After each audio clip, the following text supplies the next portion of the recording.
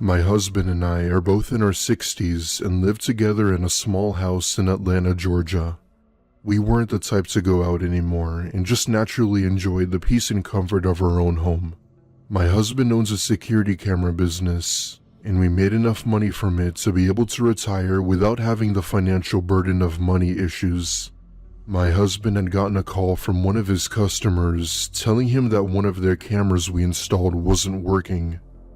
I always enjoyed going with my husband anywhere he went, as him and I were both getting older and I wanted to cherish the time we had. We go to the address and fix their cameras, and on the way home we decided to grab food on the way. Now, we were driving in an unfamiliar area, so we didn't know what was around to eat that was good.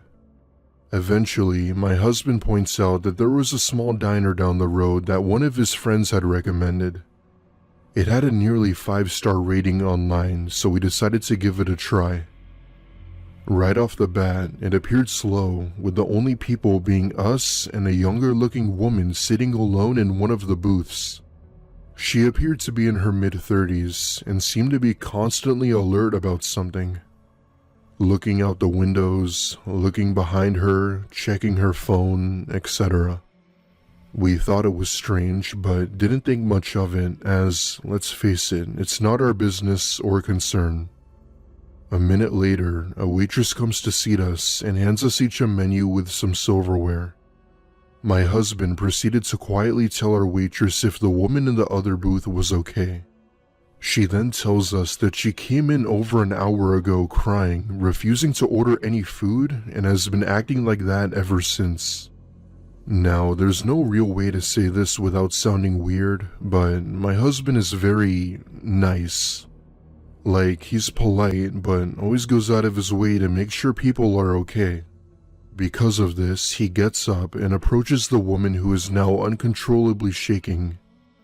Right as he taps her shoulder, she abruptly screams, telling my husband to leave her the hell alone. I motion for him to come back, and he does just that, giving me a "what the hell is she on" kind of gesture. We order our food, and as we're leaving, we look at the woman one last time and see that she now has her head down sobbing. We drive back home, and we're in a constant worry about what she possibly could have been dealing with that would make her act like that. Drugs, a breakup, depression, we didn't know. Anyway, we moved on with our life after that until a few days later when we hear a knock on our front door. My husband went to open it, and standing on our stoop were 2 men in suits asking for our names. They were the FBI. "Were you both at the Soy & Diner on December 20th of this year?" they asked. Yes. "Do you know anything about this woman?" One of the men proceeded to show us a picture of the woman from the diner taken on the surveillance cameras. We told him that we had seen her at the diner acting all strange and not in her right mind. Turns out, the reason she was reacting the way we saw her was because of a pregnancy. She had murdered her newborn and disposed it into a wooded area right before coming into the diner. She told police that she was very religious and didn't want to get an abortion because of it. And with her not ready to have a baby, she did the only thing she could do, which was to get rid of it. Why she didn't put it up for adoption or why she had the baby in the first place is anyone's guess. All my husband and I know is that she is one sick, twisted individual.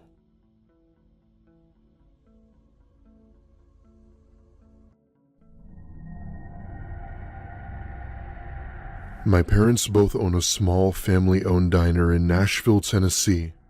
They've been in the business for almost 20 years now, and while it's had its fair share of flaws from the pandemic, it's still in business till this day. This story is told in the perspective of my dad. This happened just a few years before I was born, and my dad sometimes uses this story as a way to teach us to never be too generous. At the time, my mother was undergoing a knee surgery, which made her unable to help my dad, meaning he had to do it all by himself. Having to run the place by himself for a good while was difficult, but he got the job done. One night, he had been working the front counter getting ready to close the diner like he always did. He had just closed the register when he hears the all too familiar door chime and sees a woman walk in. She appeared disheveled and clearly sober. He sighs, but being the generous guy my dad was, he offers to take her order. According to my dad, she seemed off in a way that he couldn't exactly understand. Walking funny, looking up at the ceiling, and overall just lost. However, when my dad wanted to take her order, she sort of snapped back into reality and gladly told him what she wanted. After placing her order, she handed him a crumpled up $5 bill and proceeded to hand it to my dad. Now, the original bill was over $10, but seeing as she was clearly out of it, he decided to help her by telling her it was free and that she could go.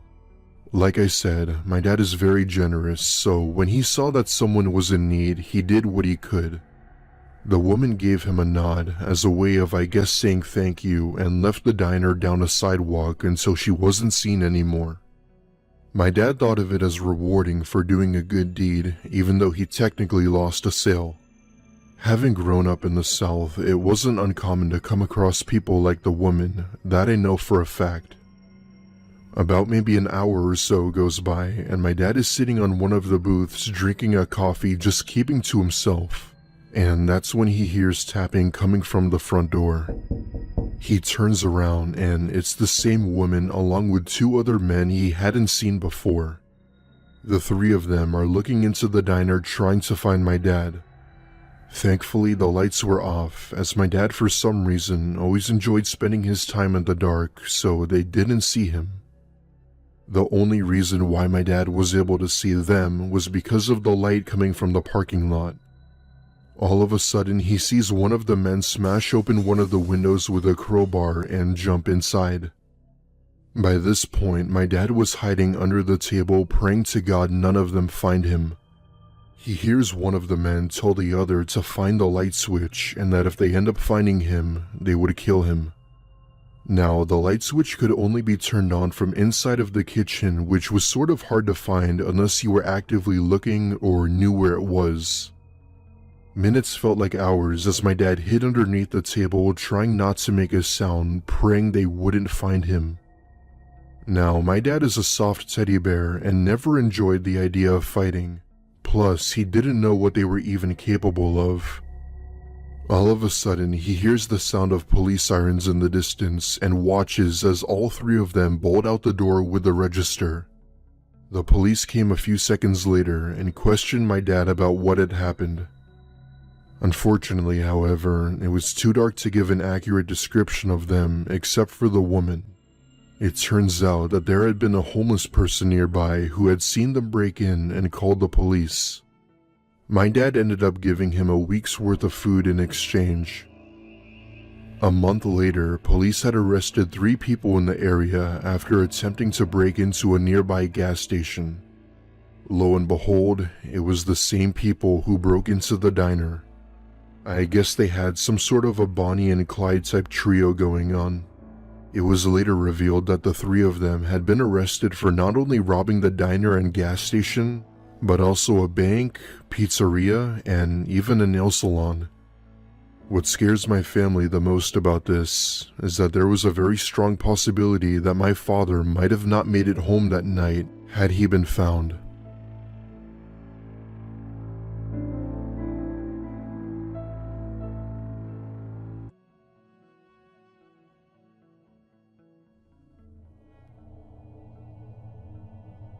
When I was a teenager, I worked as a waitress at a local diner in my hometown of Cincinnati, Ohio. Don't even get me started with the Ohio jokes. I was 19 years old at the time and had just started my first semester in college. I would commonly work at the diner during the weekends as I had classes during the week. It was this small 1950s style diner that was a popular hotspot in the area. Because the weekends were our busiest days, those were the days where they really needed me the most. One night, one of my coworkers had called out sick and my manager had asked me to cover. Being the broke-ass college student I was, I figured I could use the extra hours. Mind you, this was on a Wednesday night, meaning this was during the week. I had never worked a weekday shift, so I really didn't know what to expect. For the first few hours of the shift, it was like any other night. You'd have a group of people come in, some individuals, and even that one person coming in for a simple coffee. Now, let's fast forward till around 11 p.m.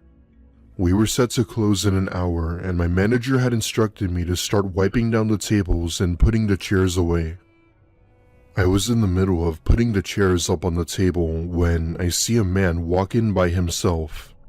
He appeared to be in his mid-40s with a long gray beard and wore a hat that really stood out to me. On his hat read the word Hoyt in big bold letters. I'm not sure why that stuck out with me the most, but for whatever reason, it did. He approaches the front counter and starts mumbling to himself while shaking his arms.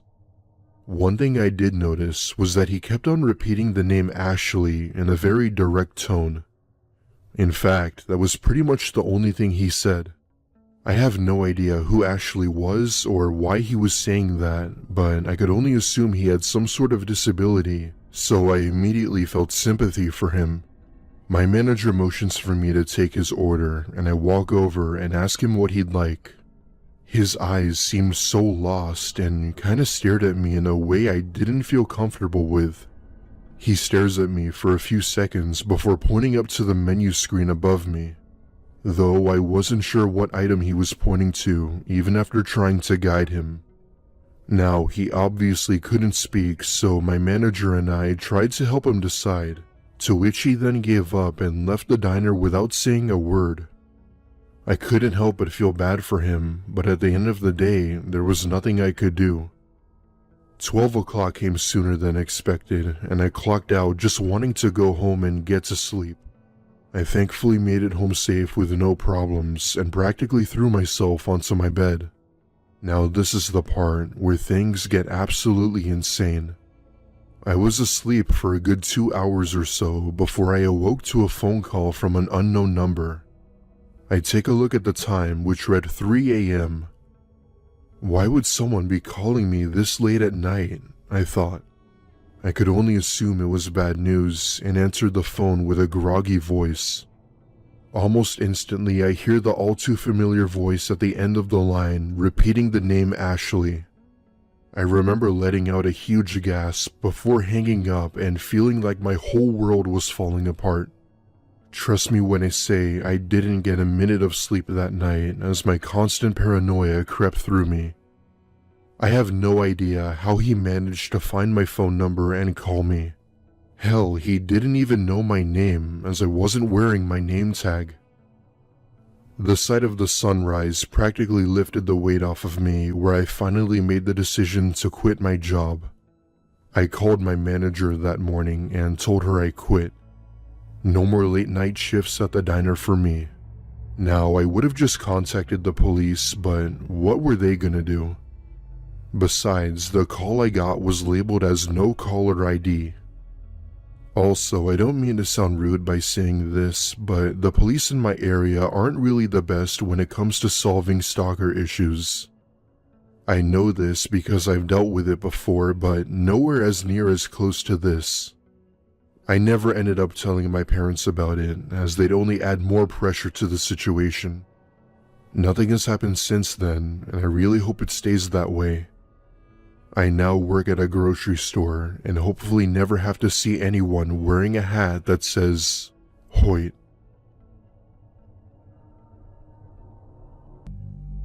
When I was 18 and freshly broken up with my way older boyfriend, I basically went crazy with dating guys. At the time, I also dressed very goth, even going as far as to wear a real corset and trench coat, mostly just enjoying the attention. One particular afternoon, my friend and roommate at the time decided to eat at a local Japanese restaurant with both of us all dressed up. Our waiter was a mediocre skinny white guy who clearly was a little alternative, but it was hard to tell really with the uniform. We had joked about me leaving my phone number on the receipt or something, so I hyped myself up, and I did so. Later that night, he had sent me a text. We had talked for a few days, never really having a right time to meet up, as I worked 40 minutes away from where I lived. He mentioned that the boots he wore meant a lot to him, and some other odd things that just seemed like edgy jokes. One really late night coming home, I was texting and driving, as any 18-year-old does, and we decided to meet up. My stupid self invited him over to my apartment where it was just me and the roommate who had been with me before. Our other two roommates were not home yet. At first, it was fine because I was already drunk, so I would just let him rant about whatever he wanted. He kind of just went on and on about his life, going to jail, medical bills, his parents, and more. Eventually, he asked me if I wanted to see his tattoos, and I was just like, sure, why not? He lifted up his shirt, and not only could I see the handgun tucked in his waistband, but also that he had multiple badly covered up Nazi tattoos. One was just slightly covered with a banana. I don't know what it was, but I had simply decided the best way to deal with this situation was to appease him, so I just went along with it casually. I don't remember exactly every detail because it was over 2 years ago and I was drunk. But he ended up pulling his gun out and putting it to my head, asking me if I was scared. I was immensely confused and I tried to call his bluff, saying I wasn't, which got him to put it away for a while. When we went to hook up in my messy ass room, he had pulled his gun on me yet again, saying he wanted to do it with it out. I got mad and I had tried to fight him off me and get it away from my head. Of course, I wasn't as strong as him, and he had hit me in the arm with it, which that shit really hurt because it was a nice one. When I finally got him off of me and he realized I was pissed, not scared, he had started acting like a crackhead, saying I was crazy for not caring about him pulling a gun on me. He ran off, jumped the fence of the apartment complex, and not even taking his car that he had come in. In the morning, his car was gone, and I had a large bruise from where he had hit me. While to me it's a funny story, I do now realize how bad it could have ended up. So, to the crazy-ass waiter from the Japanese restaurant, I don't think I want to see you again.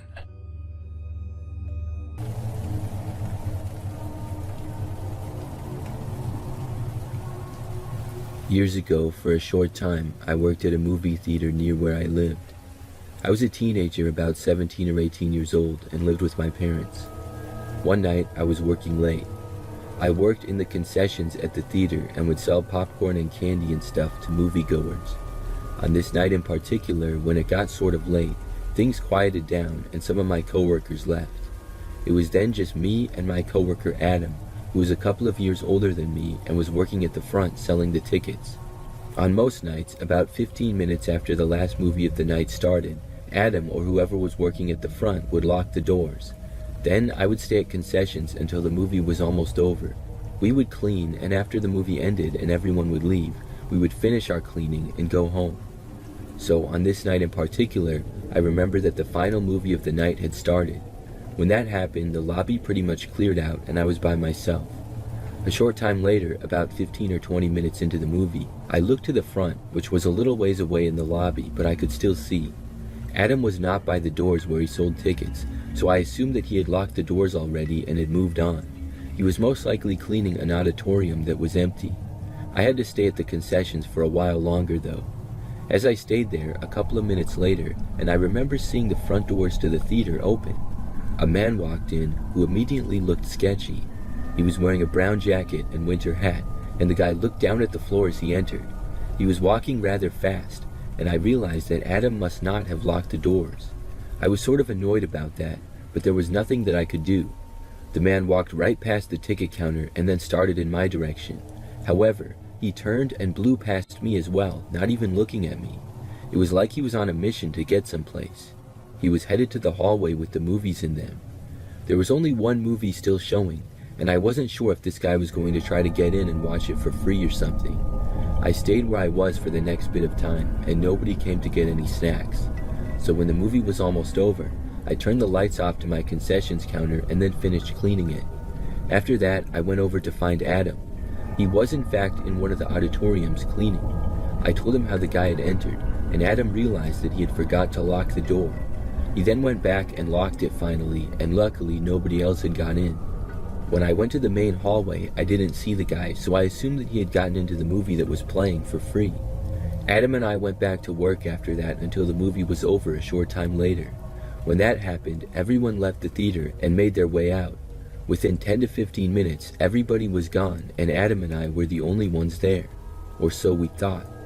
We went into the auditorium that the movie had been in and cleaned it. When we left, we noticed something. At the far other end of the hallway, a long ways away, the same man who I had seen enter the theater was standing there.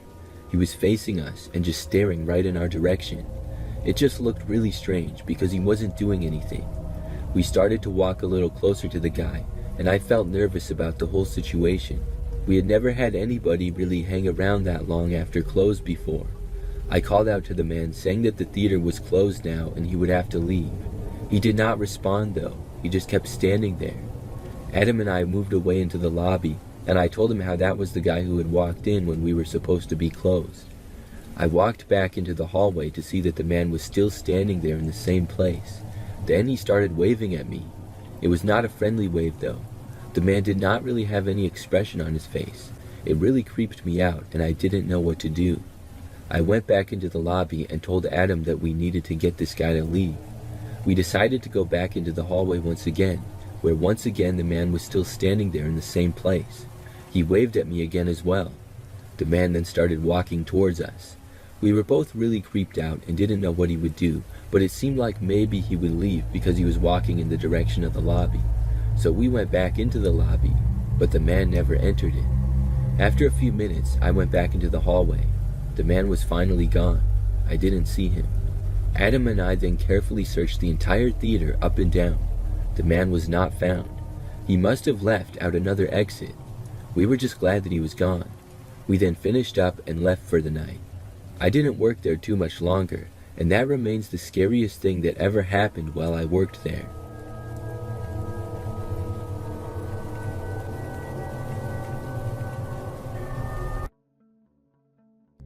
When I was 15, I was a bit of a daredevil and was full of that dumb teenage bravado. Living in a small town in Iowa, it got really boring sometimes, so all it took was a simple dare from one of my friends to spend the night at the local bowling alley, to have me sneaking up one of the drop ceiling tiles in the men's restroom, waiting until the place emptied out, then drop down to explore the empty building, like some kind of urban explorer. This would have been around 2005.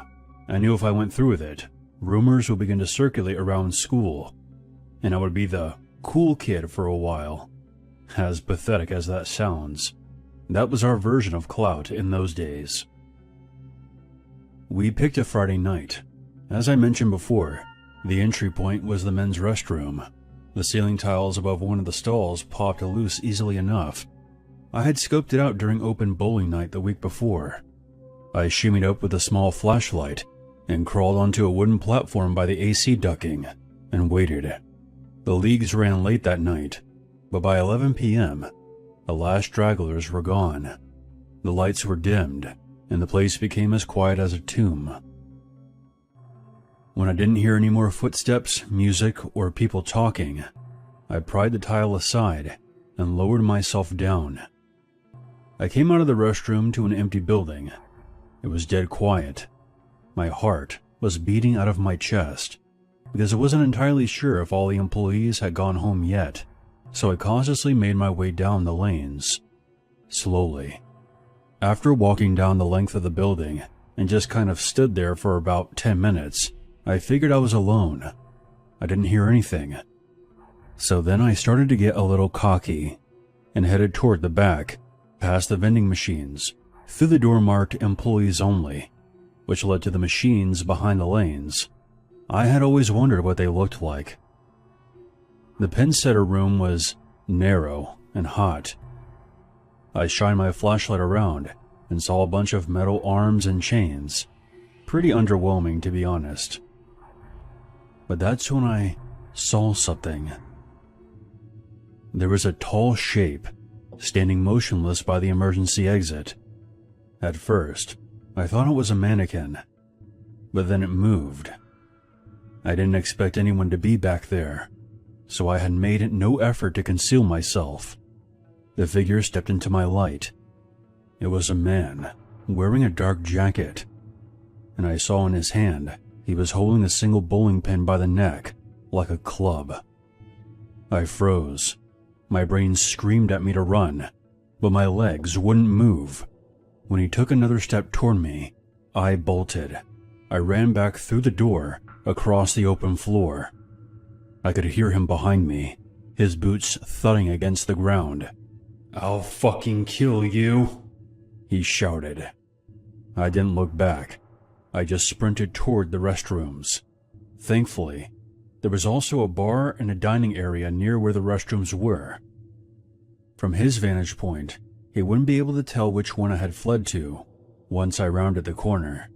However, I saw a row of wooden stools against the wall. I grabbed one of the stools and hurled it toward him as hard as I could.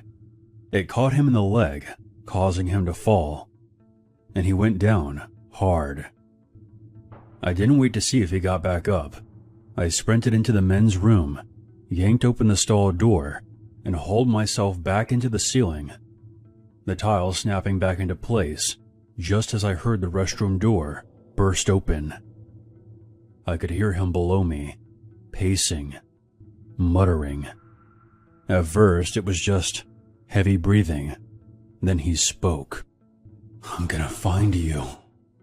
I'll bash your head in." I pressed myself flat, barely breathing. Dust got in my nose and I had to stop myself from sneezing. The next thing the man said was disturbing. "You killed her. I know you killed my daughter. She was right here. And you took her from me." My blood went cold. Daughter? I didn't know what he was talking about. I hadn't killed anyone. He kept going on like that, voice rising and falling, like he was arguing with himself. "You'll pay for it. I'm gonna make you pay." He then banged the pen against the stall doors, one by one. Then, silence. The minutes dragged on. After maybe an hour, there was nothing. I had no idea if he was still down there waiting for me. I had a pretty good spot on the wooden platform, but I couldn't move without making noise. Eventually, exhaustion overtook me, and I fell asleep right there. I woke up to voices coming from below. The employees were coming in for the morning leagues. I waited for another hour, listening until the place was busy, balls rolling, pins crashing, announcements over the speakers, etc. I carefully slid the tile aside again, making sure the coast was clear, before dropping down. I washed my face real quick to hide how wrecked I looked, and slipped out the side exit into the parking lot. No one batted an eye at me. I told my friends the full story, but no one believed me. They just thought I was trying to make my night in the bowling alley sound more exciting than it was. Two of my friends were with me when I crawled up into the ceiling, and then hung around until closing time. So they believed that I did go through with the dare, but not the part about the maniac with the bowling pin. When I think back to that night, that man's disturbing murmuring still gives me the fucking creeps. "You killed her. You killed my daughter." I don't know who he thought I was, but I'm okay with never finding out.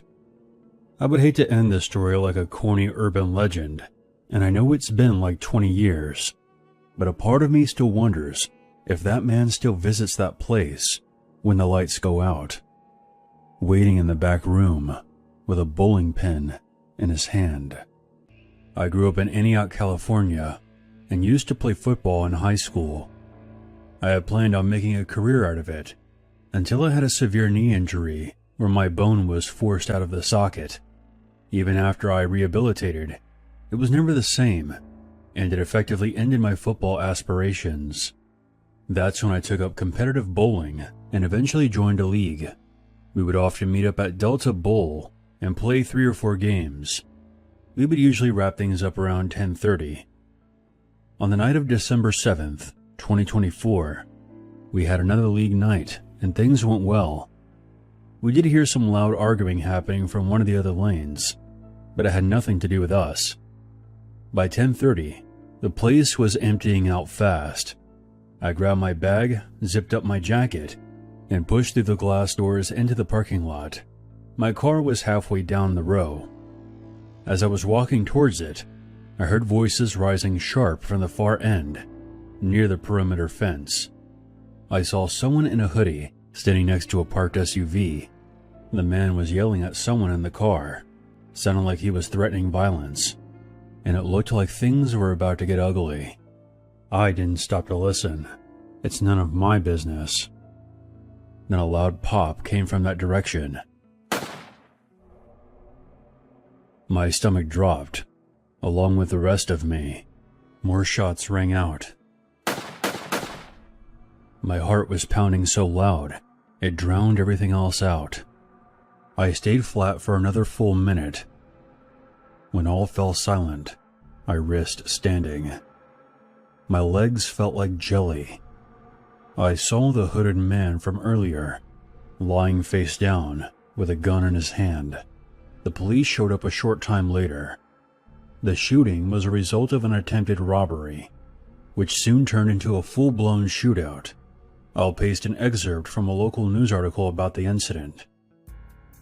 On the night of December 7th, 2024, a fatal gun battle occurred in the parking lot of the Delta Bowl in Antioch, California, resulting in the death of 2 men. Around 10:35 p.m., Antonio Drake, 34, was sitting in the driver's seat of his vehicle, preparing to leave the bowling alley, when DeAndre Reed, 35, approached Drake's vehicle. Investigators later determined Reed was attempting to rob Drake. An exchange of gunfire ensued between the 2 men. Both were fatally wounded in the encounter. There is no prior connection. Surveillance videos and evidence indicate that Drake and Reed did not know each other and had no conflict while inside the bowling alley. The Antioch Police Department classified the incident as an isolated attempted robbery because Drake was firing in response to being robbed. His shooting of DeAndre Reed is considered an act of self-defense, justifiable homicide. End of excerpt. It's interesting to me that several of the articles written about this case make this sound like it was a one-on-one isolated incident. The part about them having no conflict while inside the bowling alley is not true. News reports on television told a different version of events. The confrontation began inside the building, between 2 groups. Drake was a part of Group A, and Reed was a part of Group B. They were apparently bowling next to each other, when an argument broke out between the 2 groups. When it was time to leave, Reed then followed Drake to his car and tried to rob him. That's when the gunfire broke out. I was there that night, and I did hear the arguing coming from a few lanes down from us. And I personally saw Reed standing next to the SUV, shouting at who I assumed to be Drake, the driver. This is yet another case of senseless violence that has been escalating around here. The locals used to consider the bowling alley to be a safe haven from the violence that has plagued our streets. Not anymore. This happened back in 2003, when I was 19 and working as a busboy at Unity Lanes in Zephyrhills, Florida. It was one of those old-school bowling alleys, and is one of the only places Zephyrhills has to offer in the way of entertainment, which was the case back then as well. The night league was always packed with regulars. I got decent tips, and free pool games on the slower shifts. Nothing ever felt dangerous there, just families and drunks having fun. Friday nights would get a little crazy, but the worst that would happen is we had to throw out some white teenager dropping F-bombs and using the N-word. It was a Tuesday night. I was working the late shift. I would say this was around 9 p.m. The place was almost empty because it wasn't a league night. There were just a few lanes with customers. I was wiping down tables, stacking up chairs, when the manager told me to take 5. I grabbed my pack of Marlboros and slipped out the back door to the alley behind the building. where the dumpster sat against a concrete barrier. The back lot was always dark. There was only a dim light over the door. I lit up and leaned against the wall, taking a long drag. I was sort of zoning out when I heard something rustling inside the dumpster. It wasn't the wind. There was something shifting around in there. I froze. I figured it might be a raccoon or a cat digging for scraps. But I shouted, "Hello?" Nothing. I shrugged it off and took another puff. Then, the lid of the dumpster flew open, and out she came, like a fucking jack-in-the-box. It was what you could loosely call a woman, maybe late 30s, wild hair matted with God knows what, eyes wide, and clothes filthy and torn. She had that emaciated look that crack addicts have, and she was screaming, a high-pitched wail that cut right through me.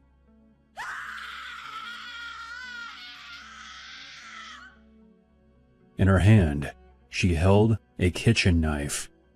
She charged at me, full sprint, full banshee. The cigarette fell from my mouth. I didn't think, I just reacted, and shoved her hard with both hands, which sent her flying backward. And she fell hard on the asphalt, knife clattered away. I heard her cursing at me as I bolted back inside, slamming the door behind me and locking it. "Somebody call the cops, now. Some crazy lady just jumped out of the dumpster with a knife." Bystanders were looking at me like I was nuts, so I repeated myself. "I'm not joking. Some woman came out of the dumpster with a knife, and she just tried to fucking stab me." Cops arrived maybe 10 minutes later, lights flashing. They searched the back lot, but the dumpster was empty, and the woman was nowhere to be found. Lou, the manager, covered the rest of my shift after I was done giving my statement, and sent me home early. I was pretty shaken up about the whole thing. I found out that a couple of hours after the cops were called, they tracked her down a few blocks away, hiding in an abandoned shed in someone's backyard. She was a local repeat offender, drug addict, and had multiple arrests for animal abuse, starving dogs, and much worse. And get this, she attacked someone else a month earlier, slashed a guy in a gas station parking lot, over him not giving her money. That one got her on probation, but after this, they revoked it, and tacked on an assault with a deadly weapon charge. She ended up with a 5-year prison sentence. I never saw her again, and it was this incident that helped me quit smoking for good. Unity Lanes is still there to this day. It's been rebranded and completely remodeled from when I worked there. For the longest time, this was the only hangout spot for high school kids and 20-something-year-old alcoholics who lived in this town. I got really fed up with the environment of that place, and quit about a year after the dumpster woman incident. The owners apparently got fed up as well, because they started having a police car parked there on Friday nights, and security started kicking out anyone who wasn't there for bowling. I wish that policy was a thing back when I worked there. Anyway, that part of my life is long behind me, but I still get nervous when I'm around dumpsters. Hey, thanks for taking the time to read my story. I've been sitting on my experience for some time now, and finally decided to share it. Just don't use my real name, okay? It was my niece's 8th birthday party at a place called Tampa Lanes, back when it was still open. It must have been one of the last big events there before everything shut down for good. We had a lane reserved right in the middle of the building, and I was there helping wrangle my niece and her friends, trying to get on their bowling shoes. That's when I first got this very uncomfortable feeling. There was this guy sitting alone at one of the lane tables besides us, wearing a dark jacket, face half hidden in shadow, just staring at me. I caught his gaze once and looked away fast, thinking maybe he was waiting for someone, but every time I glanced back, he was still fixed on me. No movement, No expression, just watching. I tried shaking it off, focusing on the party, giving high fives and cheering for gutter balls and eventually singing happy birthday. But the staring didn't stop. It got so bad that I switched spots and sat with my back to him. But I could still feel his eyes on me. After a while I turned back again. His gaze was still locked on me. Then he crossed the line. He was leaning forward, elbows on the table, then he stuck out his tongue. Slow, deliberate, sliding it across his lips. In this gross, sexual way, my stomach lurched. I didn't scream or make a scene, but my hands shook, and I marched straight to the front counter and told the manager, "There's a guy in a hoodie at the tables who has been staring at me nonstop, and he just did something really creepy and inappropriate with his tongue." The manager didn't hesitate. He grabbed his radio and called security. A couple minutes later, they walked the guy out of the building.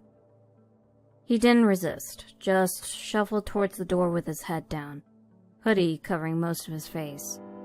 The manager apologized, threw in some free tokens for the arcade as a sorry, and said they banned him from coming back.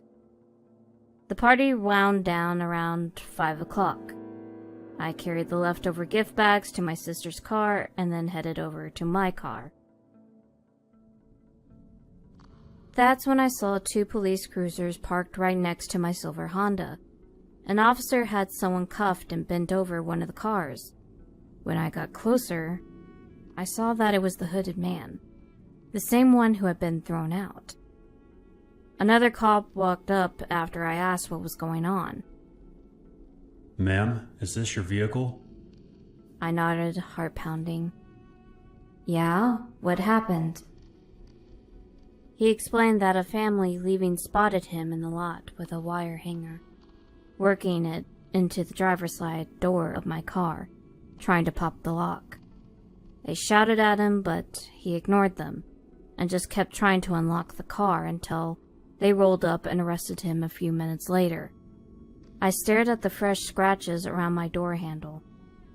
The officer asked if I knew him. I said no, but quickly told him about what happened in the bowling alley earlier. They checked his background. He had priors for harassment, loitering, stuff like that. Nothing super violent, but enough to make my legs feel weak. They took my statement, let me go, and I drove home fast. To this day, I still don't know how he knew which car was mine.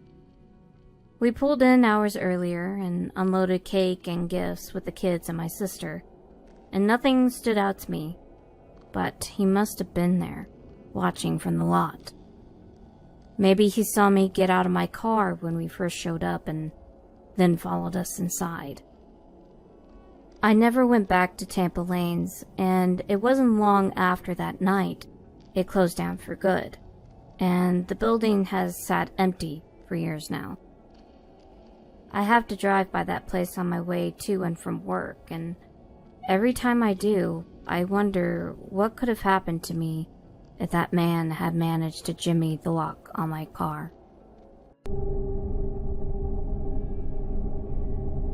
My name is Josh, and I'm currently 20 as I'm writing this. This happened almost 4 months ago when I moved out of state to start my first semester of college. My financial aid would not cover housing, so I found myself scrambling to find off-campus housing. Fortunately, with the help of my parents, I was able to rent out a house for 2 semesters. It was this small one-storied home that was just a hop, skip, and a jump from campus. It wasn't the nicest house, but it was what I could afford at the time. The majority of people in the surrounding homes were a lot older than me, though that was expected when living off campus. However, there was this one guy who lived a couple houses down that gave off a really weird vibe. If I had to guess, I'd say he had to be in his late 50s or early 60s. He would go on long walks with his dog really early in the morning and knock on my door to say good morning. At first, it wasn't that strange, but he began doing this every day, which made me a bit irritated. On top of this, he would always try to strike up these long, unnecessary conversations that I wasn't interested in. If I ever made up an excuse as to why I couldn't talk to him, he'd disregard my words and do it anyway. It even came to a point where I told him I was late for class, and he had walked with me to campus.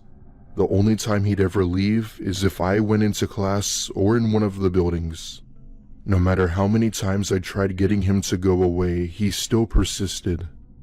I'd give him a dry response, he'd only talk more. I'd walk faster, he'd walk faster. This went on for a good 2 weeks before I finally told him in the most polite way to leave me alone in the mornings as I had school. He seemed to have understood, but also gave me this look of pure disappointment. I felt bad, but I legitimately couldn't have him doing what he's been doing anymore. I remember one of the other neighbors telling me he apparently suffered from some personality disorder, but that he didn't have a history of violence or anything. I asked why he seemed to only be acting like this towards me, and he told me that it wasn't his place to decide who lived there, as that decision was up to the property manager. Weeks went by, and I hadn't seen him at my door, nor did I see him come out of his house with his dog. I thought of this as suspicious, but dismissed it as him respecting my wishes by leaving me alone. Those weeks were normal, with me focusing on my studies, being social with friends, etc.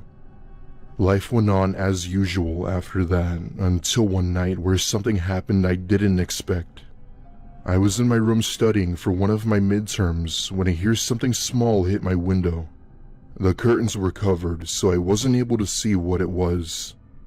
About 10 seconds later, I hear it again and then came to the conclusion that it was a small rock hitting my window. This time, I got up and opened my curtains to see the man standing still as a statue outside. As if that wasn't strange enough by itself, he wasn't even on the sidewalk, but rather on the driveway of the house. By this point, it was decently late and decided to call it a night. I simply ignored him by closing my curtains, even though I was terrified inside. I shut off all the lights, making sure to lock every door and window in the house to ensure he didn't come in. The next morning, I carefully unlocked the front door to check if he was still out there. When the coast was clear, I booked it toward campus where I was constantly looking back to make sure I wasn't being followed. I went to my classes, hung out with some of my friends, and by the time evening hit, I walked back home and was met with a sight I wasn't expecting. There were about 3, maybe 4 police cars along with an ambulance parked outside my house, their lights flashing over the sound of radio chatter. I saw paramedics putting a man I had never seen before on a stretcher and into the ambulance. I then saw police handcuffing my creepy neighbor and putting him into a police cruiser. When I basically demanded to know what was going on, they told me that the person harmed was actually the meter reader. I completely forgot about this, as I've only ever met the meter reader once, and that was when I moved in. By law, a meter reader can typically enter a home whether you're there to let them in or not. He had keys to my house and entered through the back door to check the meters in the basement. Waiting for him in the basement was my neighbor, who jumped him with one of my kitchen knives and jammed it into his shoulder. The reason he was in my house was to probably wait for me until I got home. He must have mistaken the meter reader for me, and that's when he attacked. To my surprise, someone in the area had spotted the man entering the house through a window before the reader got there and called the police. A couple days later, I was moved to a different location off campus and was actually reimbursed for what my family paid. I'm graduating in a couple years, and while I'm definitely going to miss college, I sure hope I don't ever encounter something like that again.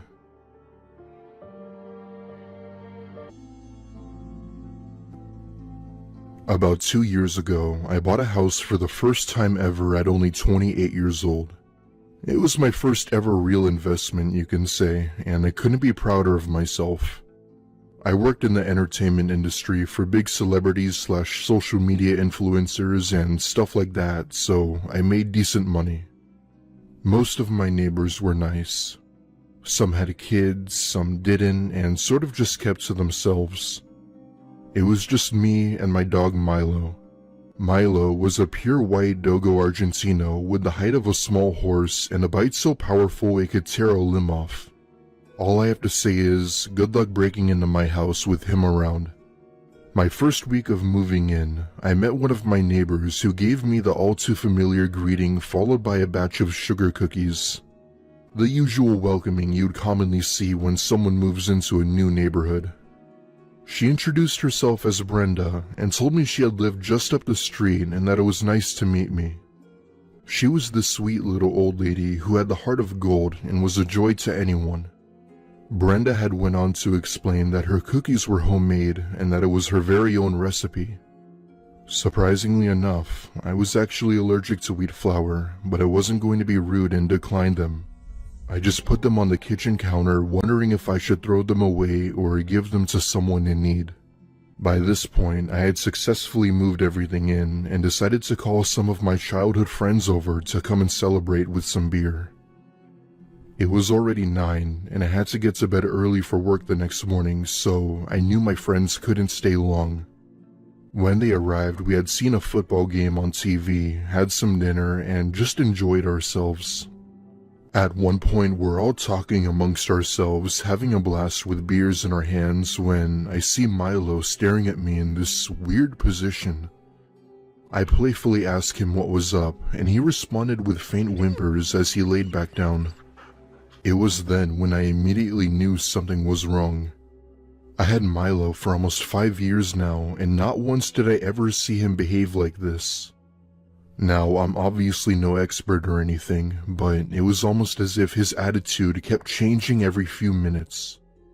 One minute he'd be happy, the next he'd be sad, and the next minute just flat out angry. His demeanor completely altered. One of my friends had a girlfriend who was a vet, and he was able to FaceTime her where I was able to tell her what was going on. She immediately started asking if I fed him something he shouldn't have eaten or if he were on medication. I was about to say no when I remembered about the cookies I had left on the table. Sure enough, I found a chewed up plastic plate along with half a dozen of those cookies devoured scattered across the hallway. Milo must have helped himself to my special treat when I wasn't looking, and I guess I didn't notice until now. 2 of my friends had to leave while the other one had decided to help me rush Milo to the vet. Turns out, he was just on the verge of death when we got there. As the vet explained, he was displaying unusual symptoms. They ran a few tests on him, and what they found shocked them to their core. High traces of brodifacoum were found in Milo's system. It's a seriously dangerous poison used for killing larger rodents like possums and other pests. When ingested or consumed by humans, it causes your body to shut down your organs to the point where your body doesn't even know how to fight it off. It starts off mild, but gradually develops over a few hours. We later found out that it had been embedded inside of the cookies. Law enforcement had taken down my information about the woman who gave me those cookies, and after a whole search of the neighborhood, she was never found. To be completely honest with you, I wasn't even sure if she even lived in the neighborhood. Why she targeted me and why she laced the cookies with rodent poison is still unclear. Milo thankfully ended up living and is still the happiest companion I know.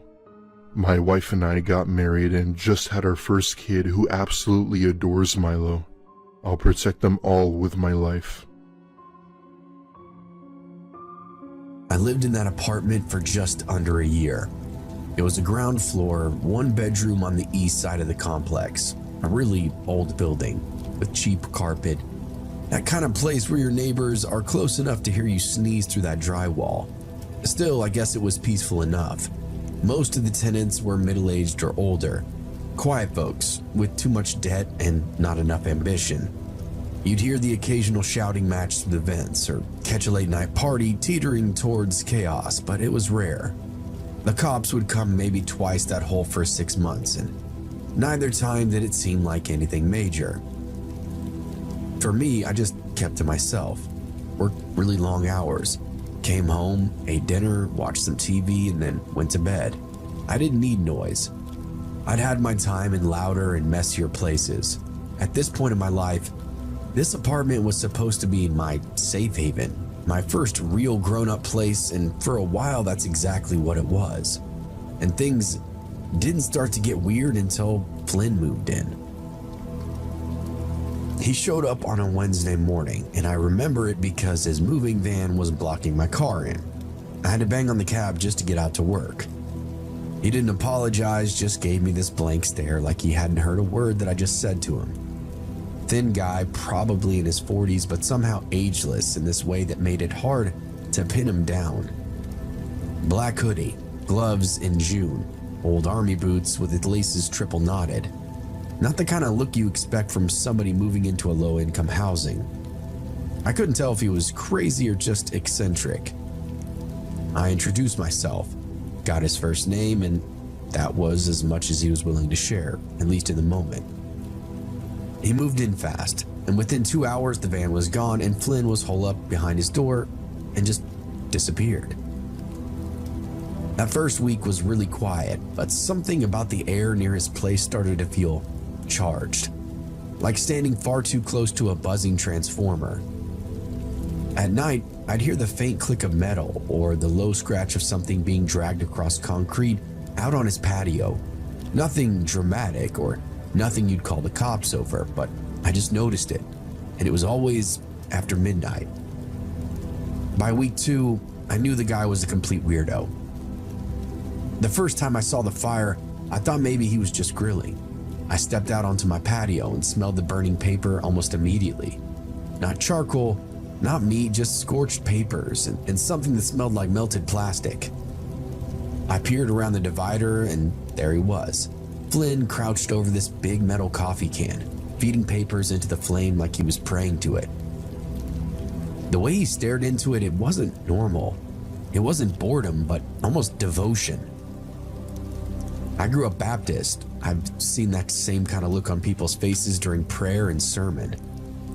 This guy moved in next door to me and he was out of his damn mind. I stood there watching until he glanced my way, not moving, just locking eyes.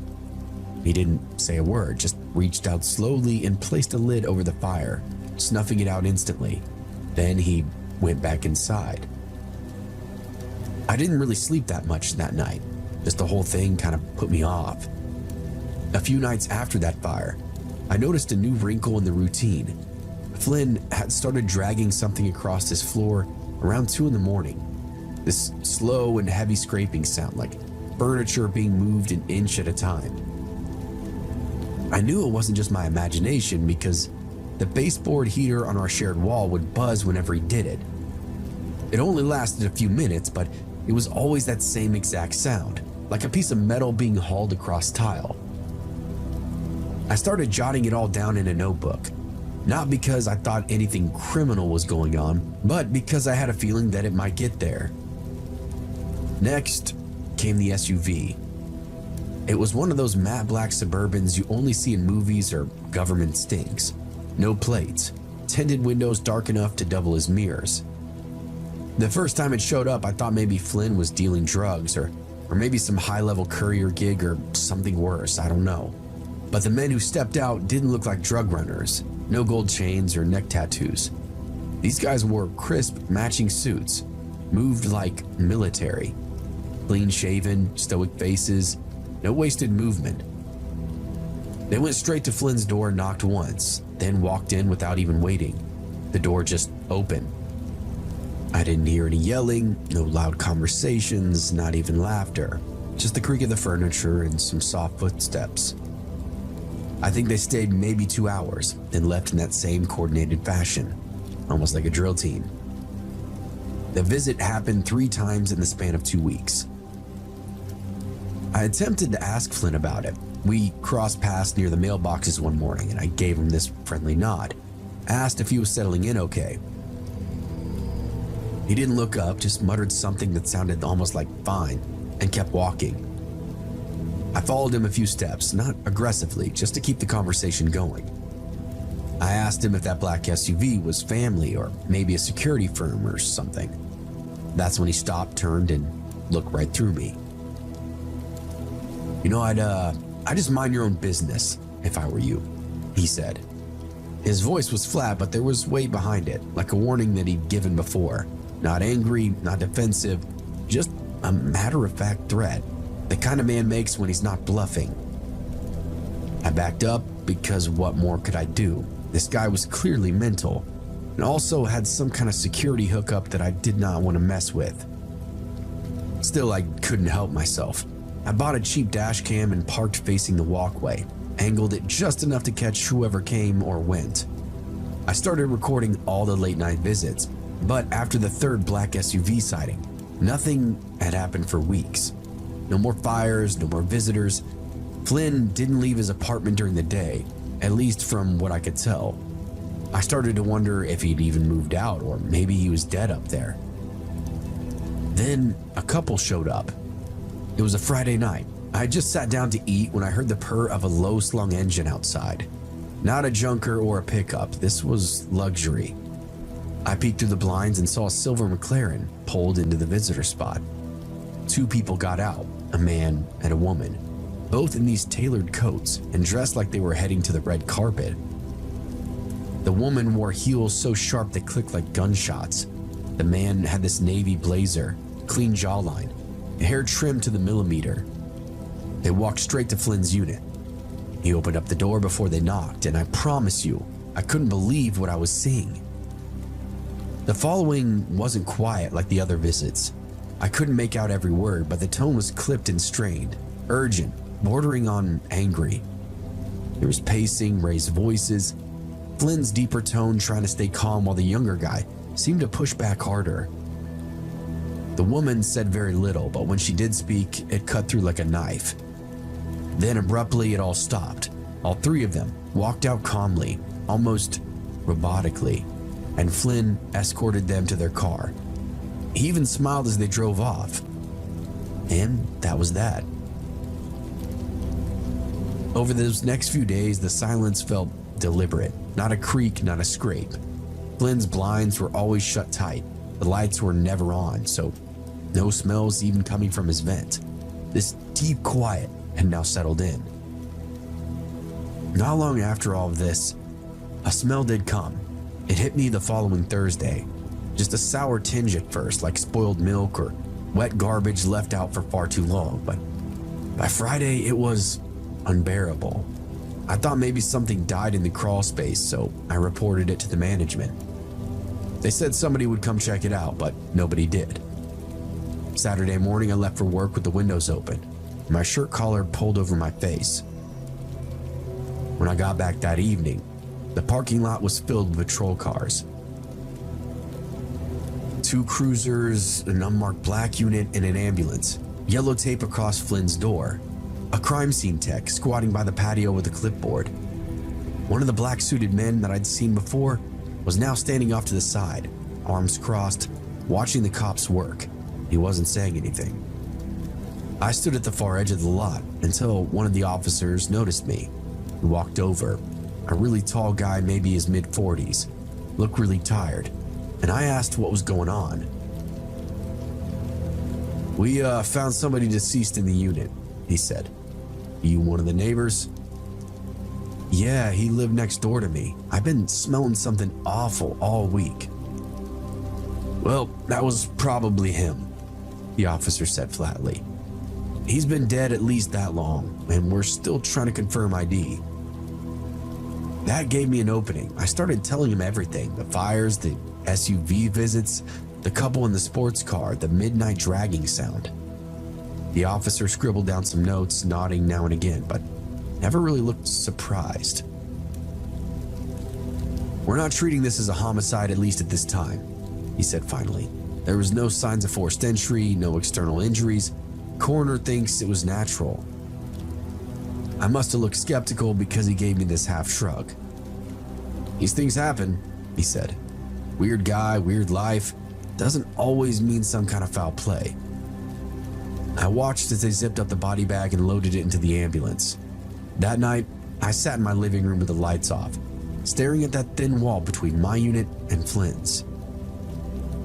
I thought about everything that I'd seen, everything that I'd heard, and just kept coming back to one detail that I hadn't shared. That last time I saw him, after the couple left, I caught a glimpse of something strange through a sliding door. Just a flash or a reflection maybe. But it looked like a metal table bolted to the floor with heavy leather straps hanging off the sides. It wasn't there before. What apartment would come with something like that? They cleared out Flynn's unit by the following Monday. No hazmat suits, no media coverage, just quiet men with gloves and cardboard boxes. Management didn't send out a notice or even acknowledge the death.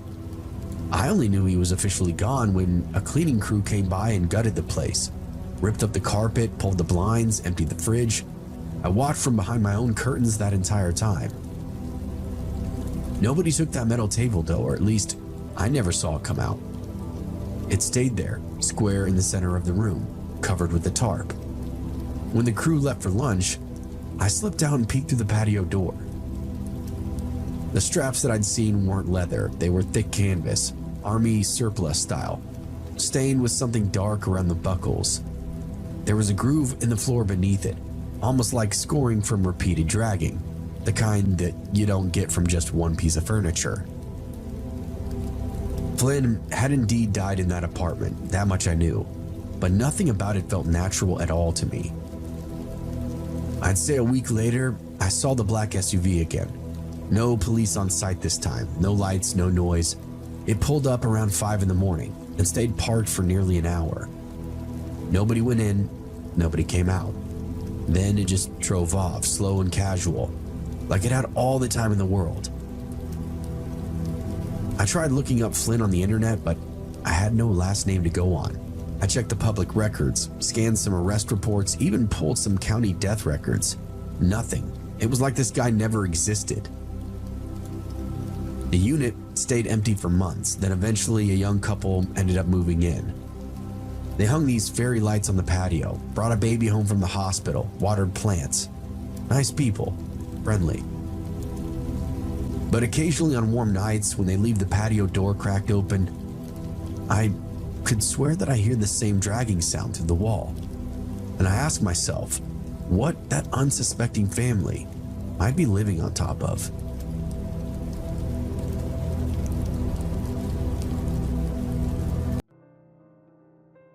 The story happened late October of 2022. It was my senior year of high school. My girlfriend Jade and I decided to go to a party that was to celebrate our football season, which had recently just ended. I had played football for 8 years at this point, and Jade had been doing cheerleading for 10 years. We felt like we should attend to give a proper send-off to our respective sports. Plus, I knew the host pretty well. We'll call him Jake, because he was also on the team and he had the house all to himself. The plan was for me to be the designated driver for Jade, my friend who we'll call Michael, and his girlfriend who we'll call Morgan, who were also coming along with us. Michael lives 2 cities away. Him and his family moved his senior year, and he decided to just finish high school in our city. Besides the main downtown area that's our state capital, our cities aren't very big, so Michael was only a 20-minute drive. This is important for later. Halloween was right around the corner, so that was the theme of the party. I went as Jack Skellington, just wearing the suit, and had Jane do my makeup to look like a skeleton while she went as Sally. Michael went as Chucky, and Morgan went as his bride. I'm like 90% sure her name is Tiffany, but if I'm wrong, I apologize. Anyways, we go to the party and a lot more people than I expected showed up. Basically the entire cheer squad, almost the entire football team, and even people from our rival high school, their football team and their cheer squad there as well. And like what you would expect from a typical high school party. People didn't know how to control their drinking, and well, things got really rowdy. I was playing a tag team beer pong game with Michael against 2 other friends when a familiar voice called my name. I turned to look, and it was a kid from our high school who we'll call Bob, wearing a Jason mask and his usual hoodie with jeans. Now, Bob was an odd specimen to say the least. I met him in my first term history class when he randomly came up to me and started talking to me. From the start, I could tell that he wasn't very good at socializing. Being on the football team, people expect me to be stuck up, but I try to be very open and nice with everyone, so I got to know him pretty well in that class. A little too well, in fact. He would openly tell me and my other friends in class about his frustrations about being single and a virgin, and how desperate he was to lose his virginity. He also didn't really know how to read a room or pick up on social cues. He also would talk like we've been buddies forever, and would make really unusual or out-of-pocket jokes. He also had really well-off parents. Both of them drove sports cars, and he lived in a huge house. Despite this though, he would wear the same clothes almost every day and had really long, greasy hair. He would also start high-fiving me in the hallway, which wasn't a big deal because it was just one more person to high-five on my way to class. Well, not long after that, I knew someone who went to junior high with him, and Jade told me how he had the biggest crush on her in junior high, and how he was only trying to be friendly with me to get closer to her. That didn't make much sense to me at the time, so I tried not to look at him differently, but the thought had always lingered in my head. Especially since when he would high-five me, Jade was always there, and he would try to stick around a little longer and always include himself in the conversation. Again, I had no problem with this, especially because he wasn't stalking me 24/7. It's just at times I found it mildly annoying and creepy. He started small talk, and I had tried to answer his questions as much as I could, but to be honest, I was way more focused on the beer pong game. He left me alone after a while. The party started to die down, and I was sitting in a circle with some teammates reminiscing over our times on the team and talking about how we'd really miss it when I decided to rally my group and head out.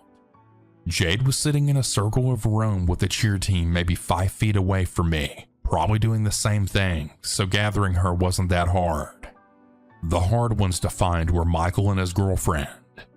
I tried calling Michael, but he didn't answer, and I didn't have his girlfriend's number.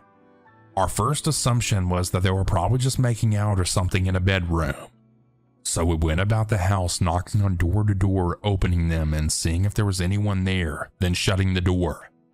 Bob saw me and Jade appear into our room and close the door when he then came up to us and said, "Whoa, what are you guys trying to do in there?" in a joking tone that just came off as creepy and awkward. I asked him if he'd seen our friend, and he just replied no, so we kept looking. Bob then started following us around, which I was starting to get annoyed with. I eventually found Michael in the bathroom puking his guts out in the toilet with his girlfriend. While he was finishing up, I went to my friend Jank and thanked him for his hospitality, and I offered to come over the next day to help him clean up. He said it was okay, that he actually had some people spending the night, including his girlfriend, who was going to help him in the morning. I still told him I would stop by if he needed help. But we're heading to my car when I had then heard Bob say, "Hey man, could you give me a ride?"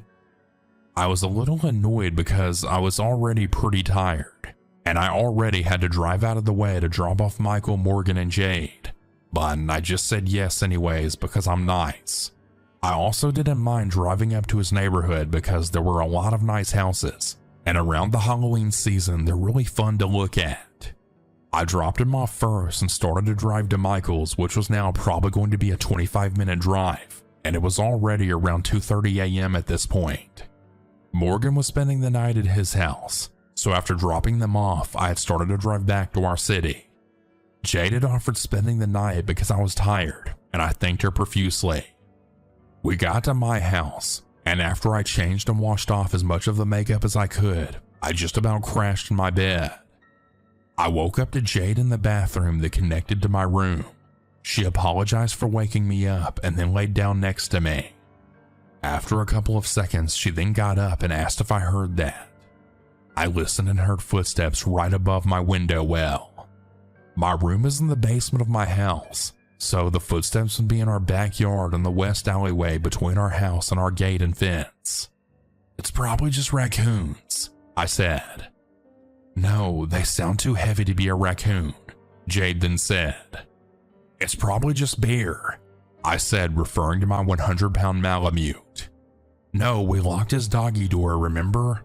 She asked. He has a special doggy door that only opens when it senses this fob that we keep on our dog's collar. This keeps the raccoons out. It also had an option to completely lock, so even with the fob, the door won't open. I didn't remember locking it, but I also didn't have an answer, so I just stayed silent. She then got up. Where are you going? I asked, and she then replied that she was going to check if it really was Bear. I would really feel bad if I had let her go check it out alone. On my way up the stairs to the first floor, I saw my dog sleeping in front of the basement door, so it couldn't have been him. But now I was curious, so I go to our backyard door and opened it and then stepped out onto the porch. I looked around and couldn't really see much from on the porch with the porch light, so I stepped down and started investigating with my phone flashlight. I could see the glow of my LED lights through my window and didn't really see anything else. That's when an animatronic in my west side neighbor's backyard went off, scaring me. It was some sort of crypt keeper thing that has green glowing eyes and talks. My neighbors love Halloween, so they have decorations in their front and backyard. I jumped and this caused me to speedily walk back inside. Jade had asked me if I saw anything, and I just said no because I really didn't. We got back into my bed and I fell asleep. I woke up again in the middle of the night to the sounds of the animatronic going off yet again. I just assumed it was a motion sensor or something, and it was picking up a stray cat or raccoons, then went back to sleep. I woke up again in the middle of the night because of my LED lights.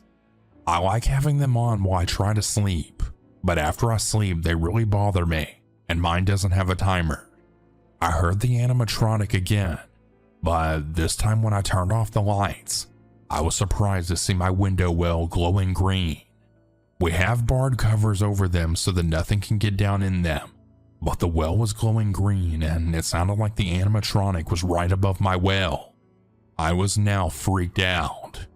I don't know how Jade stayed asleep, but I laid there scared to move or anything. Eventually it stopped. I just sat there for a while awake, trying to calm down. I thought that it had to be someone messing with me, so after scrolling through my phone a bit to get tired again, I fell back to sleep.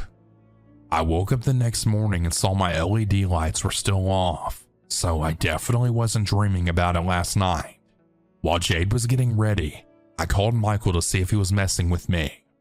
He didn't answer. He was probably still asleep from being hammered last night. I then realized, why would Michael drive all the way over to my house drunk just to mess with me? I know his girlfriend wouldn't drive him either because she's more of a homebody type. Then it hit me. Our neighbors have a son who's my age. In fact, he played on the football team as well, and I knew him very well. I called him and I was actually surprised when he answered.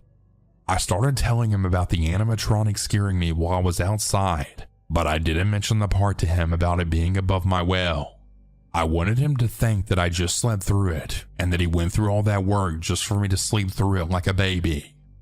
Well, he then told me that all of the animatronics should be unplugged because he and his family are out of town for the weekend and that they wanted to prevent an electrical fire or anything of that nature. I've known him for a while, and I know that he can't lie very well, so this really caught me off guard. I also realized that I didn't see him at the party, so he really was probably out of town. I asked if I could go over and just make sure that they were unplugged. I texted Michael to call me when he was awake. Jade was finished and she said she would come along because she wanted to hang out with Jake's girlfriend. I explained how we have to go over nearby to check on all the animatronics, and she came with me.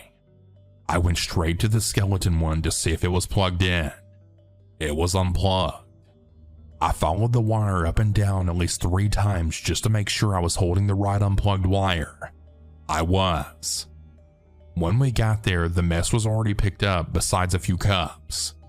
I went down to the basement to get another box of garbage bags with Jake, and I then saw a Jason mask on the floor. I picked it up and it was Bob's. The events of last night hit me.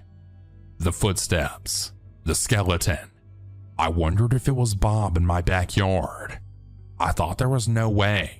He doesn't even know where I live. He also isn't very coordinated, so seeing him carry an animatronic is just something that I couldn't even imagine. We did find it weird though how we would find his mask in the basement of the house, the one part that was off limits. Michael called me later in the day. I explained everything to him, and he was adamant that it wasn't him. I still don't know if those footsteps were connected with the animatronic, and I still don't know if Bob was even connected to those events. After that though, he had started acting even more strange. Either that or my mind really was open to how odd he was. Either way, as Halloween comes up, those neighbors have continued to put the Crypt Keeper in their front yard, and I still wonder to this day what happened on that chilly October night.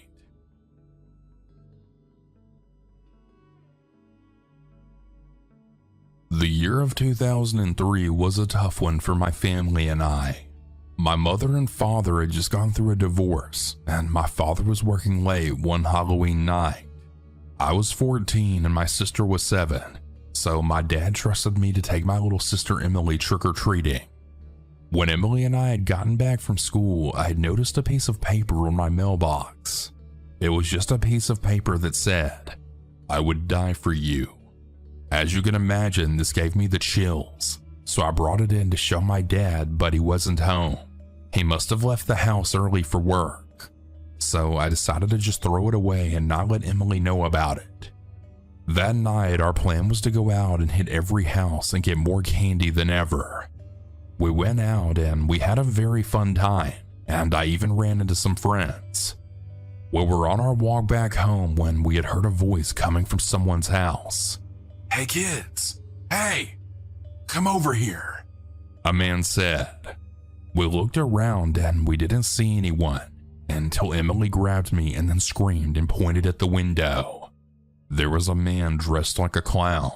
"Come in. I have Play-Doh and I have any candy here you can imagine." We then ran as fast as we could down the road screaming until we finally made it home. Once I got home, I realized that our front door wasn't just unlocked, but wide open. I remember saying hello a few times until I figured that maybe the wind just blew our door open.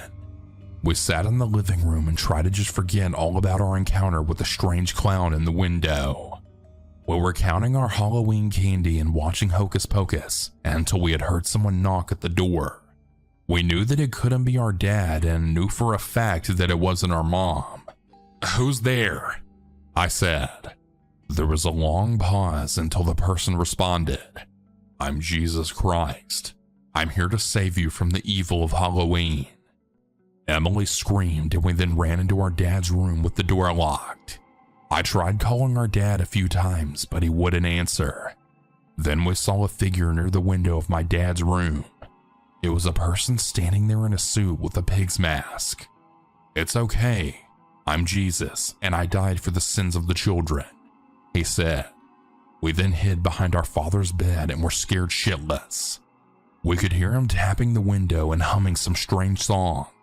"Let me in or I'll slit my wrist tonight when I watch you sleep," he said.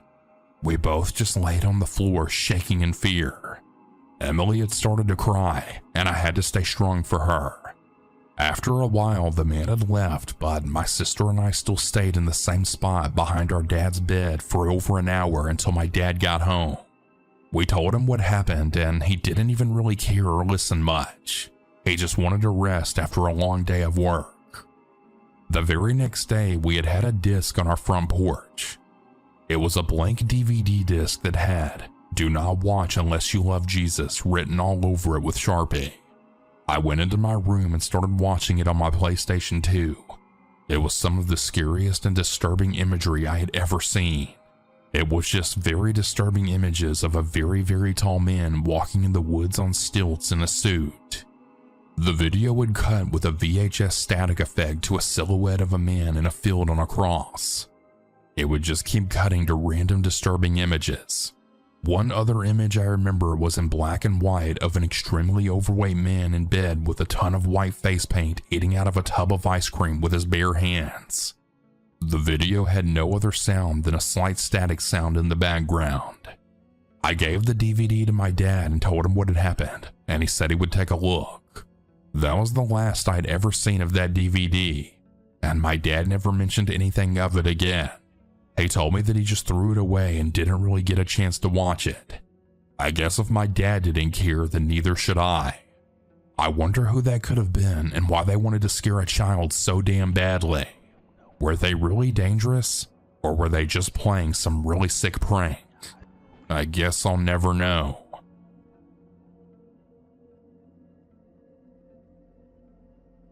The year of 2014 was one of my favorite times in my life. I had just graduated high school, got my first job, and was ready for life to really begin. My high school buddies and I were still very close since we all lived in the same area. We kept our weekend shenanigans for as long as we could, until sometime in our early 20s when we all parted ways. Some of those memories we made really have a special place in my heart, but there's one incident that will rest in my memory in the most unsettling way. It was early October of 2014, and my friends and I were really excited for all of the fun we would get into during the Halloween season. There were tons of parties, haunted houses, as well as bonfires throughout the season. One night, me and two friends and their girlfriends were looking for something spooky to get into. It was myself, my buddy James, his girlfriend Morgan, and Trevor and his girlfriend Allison. I was the single guy of the group, and it never really bothered me to be the fifth wheel when hanging out with them. Trevor mentioned this old cemetery in our town that we were all familiar with. The cemetery was really creepy since there was an Indian burial ground smack in the middle of it.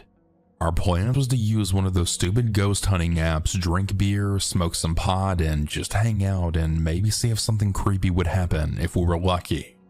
When we arrived, there were no lights in the cemetery, and it was very dark. The cemetery was closed and gated, so we had to jump a fence to get in. I led the way with my iPhone flashlight since the other two guys were comforting their scared girlfriends. We were having a good time until Allison swore that she saw someone.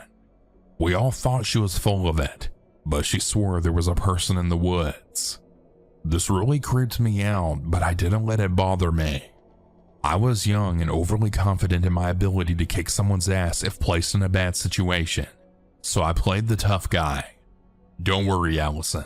If there's someone actually out there, trust me, they don't want to mess with us, and I'll make damn sure of it, I said with a smirk. After a few minutes of ghost hunting, we all then heard a cough come from the top of the burial ground. It was hard to see up there since it was dark, and a big tree stood right on top of it. I wanted to be the hard ass of the group, so I had started walking close to it. "Hello?" I said as I started to walk up the hill. I heard and saw nothing, so I started to turn around. Then as I was heading back to my group of friends, we all heard the sound of an acoustic guitar playing. We all froze in silence and listened. We started to follow the music and we could hear the man singing a song about a skeleton. The lyrics were something like, "Poor skeleton, I've waited for you. Poor skeleton, I'll take you home." The girls were far behind as they refused to go anywhere near the music. Trevor stood back with them as James and I went to go see who would be playing music in a cemetery this late at night. We hid behind a tree as we watched a skinny middle-aged man with a fedora play a song. He was alone, and it seemed like he thought he was the only one in the cemetery. He then stopped playing and then just stared at the tree where we were hiding. I decided not to startle the guy, so I stepped from behind the tree. "Hey man, I heard your music and I wanted to get a listen. Sounds good," I said as he just continued to stare at us. "We were just ghost hunting and having some beer. We hope you don't mind," I said to him.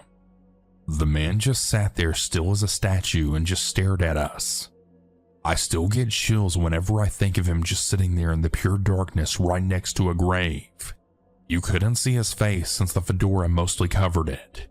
We began walking back to the girls and Trevor when we then heard the man then say, "Yeah, sure." James and I just stood there. When we turned around, he was in the same spot but standing. "What was that?" James said. The man started running towards us, and in an instant reaction, we ran off. The rest of our friends saw us running and thought we were just messing around. "Let's go. We have to go," I said. "He's coming after us." Trevor and the girls just laughed and made jokes. They thought we were kidding until they then saw him appear from the darkness. "This is my cemetery," the man said. "You think you belong here? You think you can laugh and make fun of me?"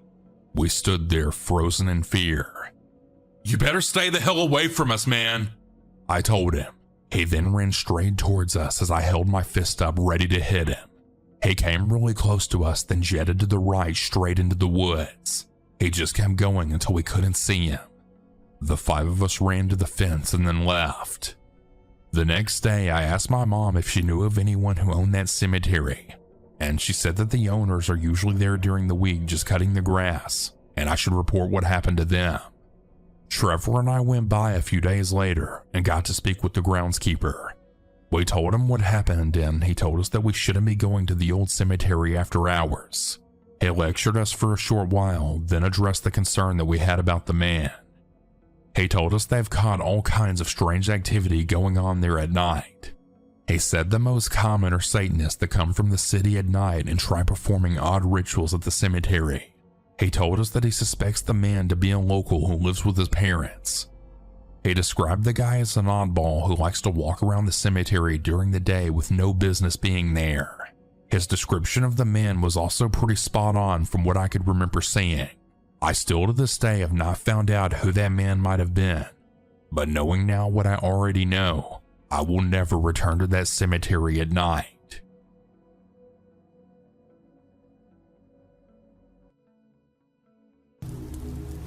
The cabin was perfect. It was a 2-bedroom tucked into the pine trees, about 20 minutes outside of Mendocino. Little wraparound porch, string lights, one of those open concept kitchens with big windows, and this absurdly deep farmhouse sink. I loved every inch of that damn place. We booked it for our 3-year anniversary, just me and Alyssa. No kids, no work, no phone signal. I remember the first thing that she said when we walked in was, "It smells weird in here." I laughed, but she didn't. The host, Lorraine, had left this note on the countertop, handwritten. It said, "Welcome Brandon and Alyssa. Please make yourselves at home. There's wine in the fridge, firewood stacked out back, and a telescope on the deck. Enjoy the view. Sunsets here are everything. One note, the closet in the master bedroom is locked for storage.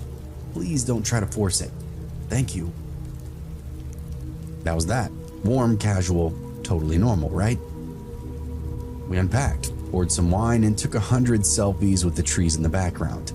Everything felt pretty easy, except that closet. It was on the far wall of the bedroom, standard size, stock wide door with this old silver padlock on the latch. Not some high-end combo lock, just one of those clunky ones you can get at pretty much any hardware store. At first, I really didn't say anything, but Alyssa began noticing me glancing at it throughout the night, even while we brushed our teeth. "You're gonna be weird about that closet the whole trip, huh?" "No," I said back. "It's just a locked door and a house that's supposed to be ours for the weekend." "Storage," she reminded me. She said so in the note. But storage for what? It's a vacation rental, not a personal cabin. And that padlock looked pretty new. We laughed it off and went to bed early. And that was the last normal night that we had inside that house. The next day we were pretty busy. Coffee on the porch, a hike through the redwoods, took more dumb selfies at this overlook, and watched a hawk dive right through the fog. It was a perfect day. Still, every time we came back into the bedroom, my eyes would go straight back to that closet. It didn't do anything, it just sat there, unmoving and locked. But for me, it made that whole room feel off balance, like a splinter in your finger, small and visible, but always there, always present. That night while Alyssa showered, I walked over to it, ran my hand along the grain of the wood. The padlock was old school, a solid metal shackle, key entry. I didn't touch it, just leaned in close. And I could swear when I did so, I heard breathing. Not loud, not even clear, just a faint, steady shift of air. I backed away and almost tripped over the nightstand. When Alyssa came out, towel wrapped around and smiling at me, I didn't say anything to her. I didn't want to ruin the night. We watched a movie, split the last of that wine, and then crawled into bed by 10. But sometime after midnight, I woke up. At first, groggily, I really wasn't sure why, but then I heard it, a soft thump from the closet. Not loud or frantic, just a dull, solid noise, like something shifting inside it. I held my breath, and then another thump, followed by a scratch. I reached over and Alyssa was dead asleep. The house was quiet, no pipes, no wind, no creaking floorboards, just that sound from the closet. I sat up, heart pounding, and just stared at the door. The padlock was still there. I got up and walked over, pressed my ear to the door. Nothing though. I waited a little longer. Then, right at the edge of my hearing, I heard it again, breathing. I sat up and didn't sleep the rest of the night, and the next morning, I told Alyssa. She laughed at me at first, thought I was winding her up or something, but when she saw my face, she stopped. "What kind of sound?" she asked me. "Thumping, scratching, breathing. I know how all that sounds, but it's what I heard." She stared at the closet and bit her lip. "Do you think there's like a animal maybe in there?" "Too big." "What do you mean too big?" "I don't know the sound, it just felt big, like human." She stepped closer to the closet and looked at the padlock. "It's the same one, right?" "Yeah." We debated about calling the host, and eventually Alyssa wound up sending a text. "Hey, Brandon thought he heard something in the closet last night. Just want to make sure there's no animal or any issues. Thanks." We waited and didn't get a response. We checked our signal. No bars, so we tried the Wi-Fi. Still out. That's when I remembered the welcome book saying there was a landline in the kitchen. I picked it up and, of course, no dial tone. That afternoon, Alyssa went to go lie down.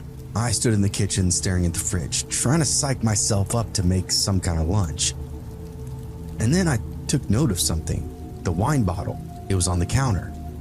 I know we left it on the coffee table. I walked into the living room, blanket folded, TV remote placed neatly in the center of the rug. Not how we left that either. Alyssa for sure hadn't done it. I asked her, and she swore she didn't.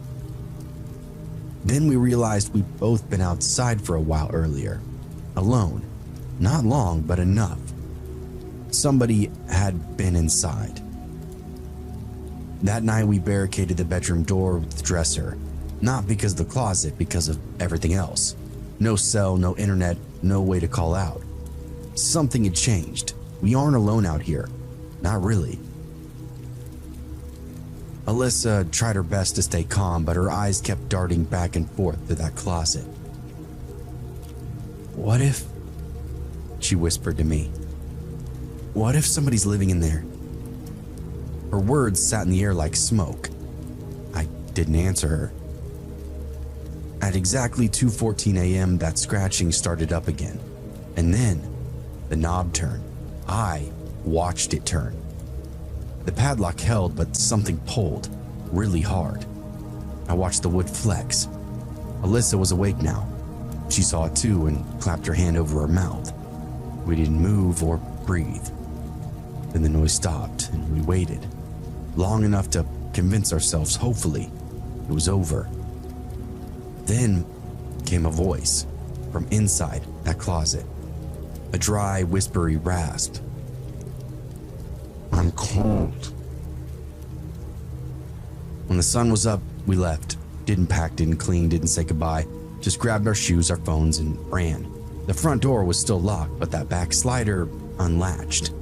We didn't look in the closet again. We didn't really want to know at this point what was behind it because whatever or whoever was in there wanted us to open it. And we almost did. 15 miles later, we hit the first gas station with signal. Alyssa called the sheriff's department in Mendocino County, filed a report, gave them the address, told them everything, word for word. The dispatcher was polite, said they'd send somebody out, but when we followed up 3 days later, there was no report filed. No record of anything at that cabin at the address, no listing under Lorraine's name. When I checked the rental site, the listing was gone, wiped clean, no history, no reviews, nothing, like it never even existed. Occasionally at night, I found myself thinking back to that voice, the way it sounded like it hadn't spoken in weeks, the way it said just those 2 words, cold. That wasn't a threat, but I don't really know what it was. I think if we answered back, if we had said anything back, if we tried to help, I'm not sure we would have made it out. We might be part of the closet now too. And then somebody else would be reading Lorraine's welcome note, drinking her wine, ignoring the locked door on that far wall.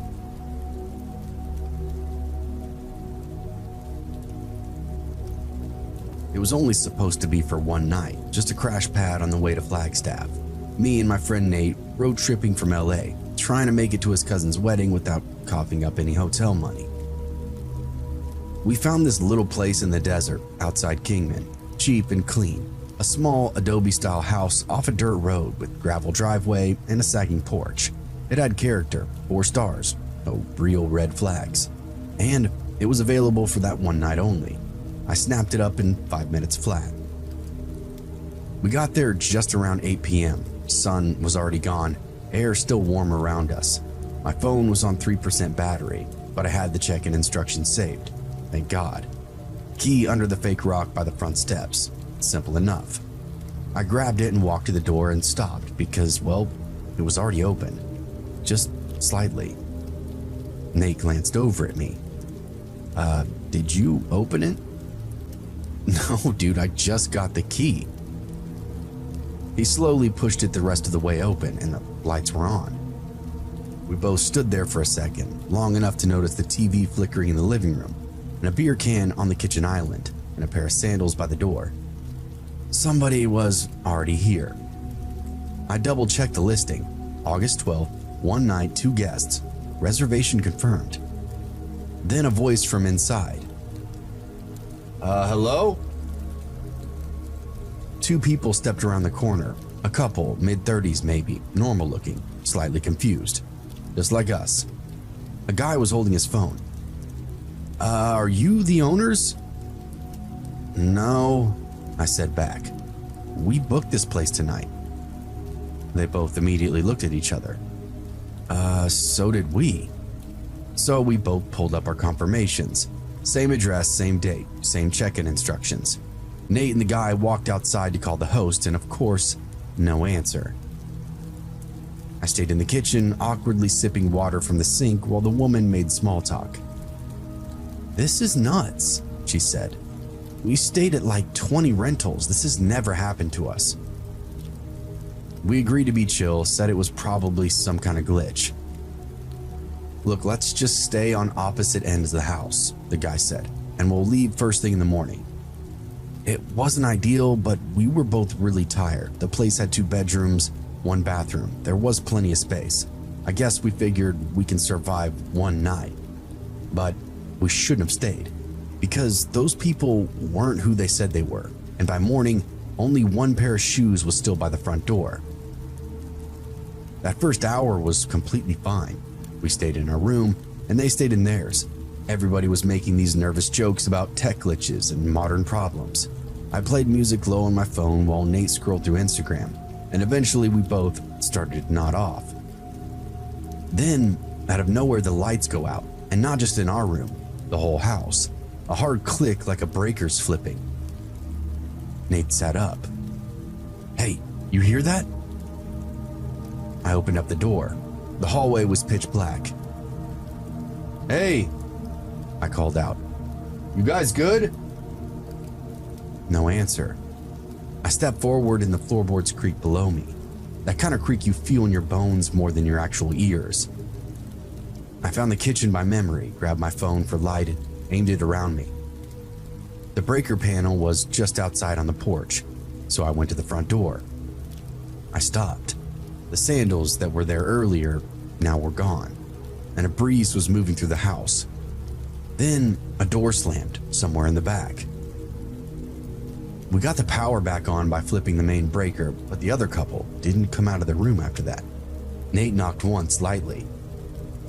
"Hey, everything all right in there?" He was only met with silence. We went back to our room and locked the door, and that's when we noticed something. My duffel bag was now open. Not how I left that. Nate's wallet was on the floor, cards pulled halfway out. He picked it up slowly. "Did you?" I shook my head. We sat there for a long time, not talking, just listening. Every now and again, there'd be a soft shuffle in the hall, and once I heard water run for 5 seconds, then shut off. Around 3 a.m., I had to piss, but I didn't want to leave the room. I couldn't hold it anymore. I eased the door open, barefoot, phone in hand. The hallway light was off again. I crept toward the bathroom, passing the living room, and stopped cold. The woman was standing there, in the corner, not moving, just standing, barefoot, facing the wall, arms down at her sides. Almost like she'd been placed there, full Blair Witch bullshit. I froze and she didn't react, not even when the floor creaked under my feet. I backed up slowly and made it to the bathroom and locked the door. Inside, the cabinet under the sink was wide open. Inside that, my backpack. All right, I'm done. Time to fucking bounce. I woke Nate, told him what I saw, and he didn't argue. We threw our shit together fast and made for the front door. And now it was locked. Not deadbolted, but chained from the inside. That chain had not been there when we arrived. Nate moved to unlock it. That's when the guy stepped out of the second bedroom, right behind him, and he had a bat in his hand. Aluminum, clean, and brand new. "You guys leaving already?" he asked. I moved between them slowly. Yeah, we're heading out, early start." He smiled. "You sure? You've only been here for a few hours." And that's when I noticed this scar, a thick white line across his throat, like somebody had already tried to cut him a long time ago. He saw me looking and his smile widened. From behind me, the woman whispered, "We just wanted some company." Nate unlocked the chain and I yanked the door open, and we both ran. Didn't stop until we hit the car. We jumped in, slammed the doors, and started it up with shaking hands. They didn't follow. They just stood in the doorway, watching us drive away. We filed a report the next morning. Cops visited the rental, found nothing. No couple, no bat, no signs of any kind of break-in. When they pulled the reservation logs from the property manager, there was only one booking listing for that night, ours. They checked the key logs, only one use on the key box, ours. There's no sign or record of anybody else being there. And the strange part, the owners hadn't rented that house in almost a year, said that they'd taken it offline after a break-in. When the property manager asked us who gave us the link, we pulled it up and of course, listing gone, wiped. The only thing left in the browser history was this weird dead redirect, something called sharebnb.co/justforyou. We waited weeks for answers and there never were any. The cop said the locks hadn't been tampered with, the host hadn't given out any kind of spare key.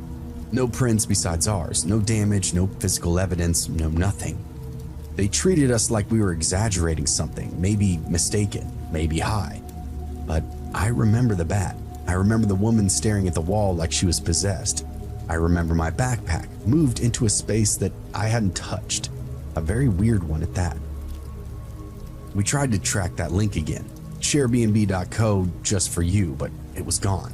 Even the cached version led nowhere, a blank page with the words, "Thank you for booking." And beneath that, in this tiny gray font, "More guests arrive every day." We booked that cabin because we wanted some kind of quiet. My wife Laura needed a break from work and the kids were burnt out from school, and I just wanted to feel like a man again. Build some fires, grill some steaks, let my youngest shoot a BB gun at cans from the deck, pretend that we were pioneers instead of just tired people from Phoenix. It was a rental just outside of Pine Top, up past the ski cabins and seasonal condos, far enough away from the main road that the last stretch was all dirt and pine needles. The photos made it look rustic, but clean. Big stone fireplace, bunk beds, a wraparound porch with a hot tub that barely worked but looked really great in those pictures. And no cell service. That was really the appeal to us. No buzzing or news, no texts from work. Just the 5 of us, me, Lauren, our teenage daughter Emma, and the twins, Ryan and Blake, 9 years old and always yelling about something. We got there on a Thursday afternoon. Weather was perfect.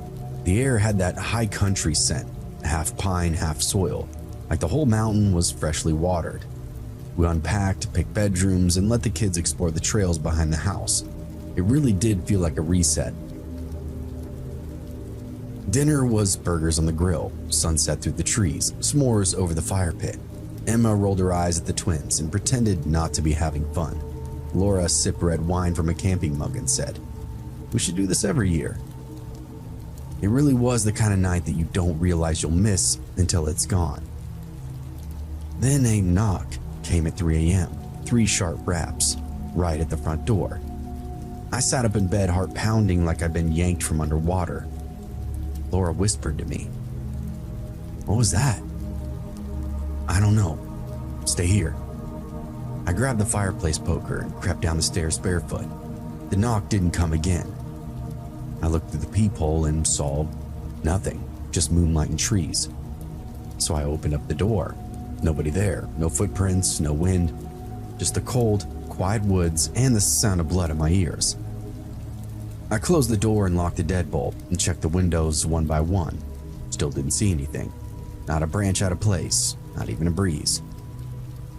So I told myself maybe it was an animal, a falling pine cone.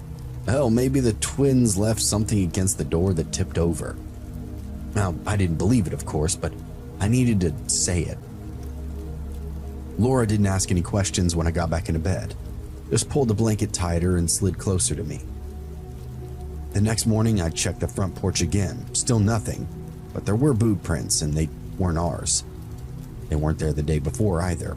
Big ones, treaded. Not hiking boots, work boots. I followed them. They started down the gravel drive and led up to the porch steps and then stopped at the front door. No return trail though, just a set of tracks coming in from the woods. I didn't tell Laura. I just kept an eye out. Didn't let the kids go exploring that day. Said there were bears in the area and I didn't want to risk it. I checked my phone. Still no service. I tried the cabin's emergency Wi-Fi hotspot and of course it was dead. The landline by the kitchen was unplugged.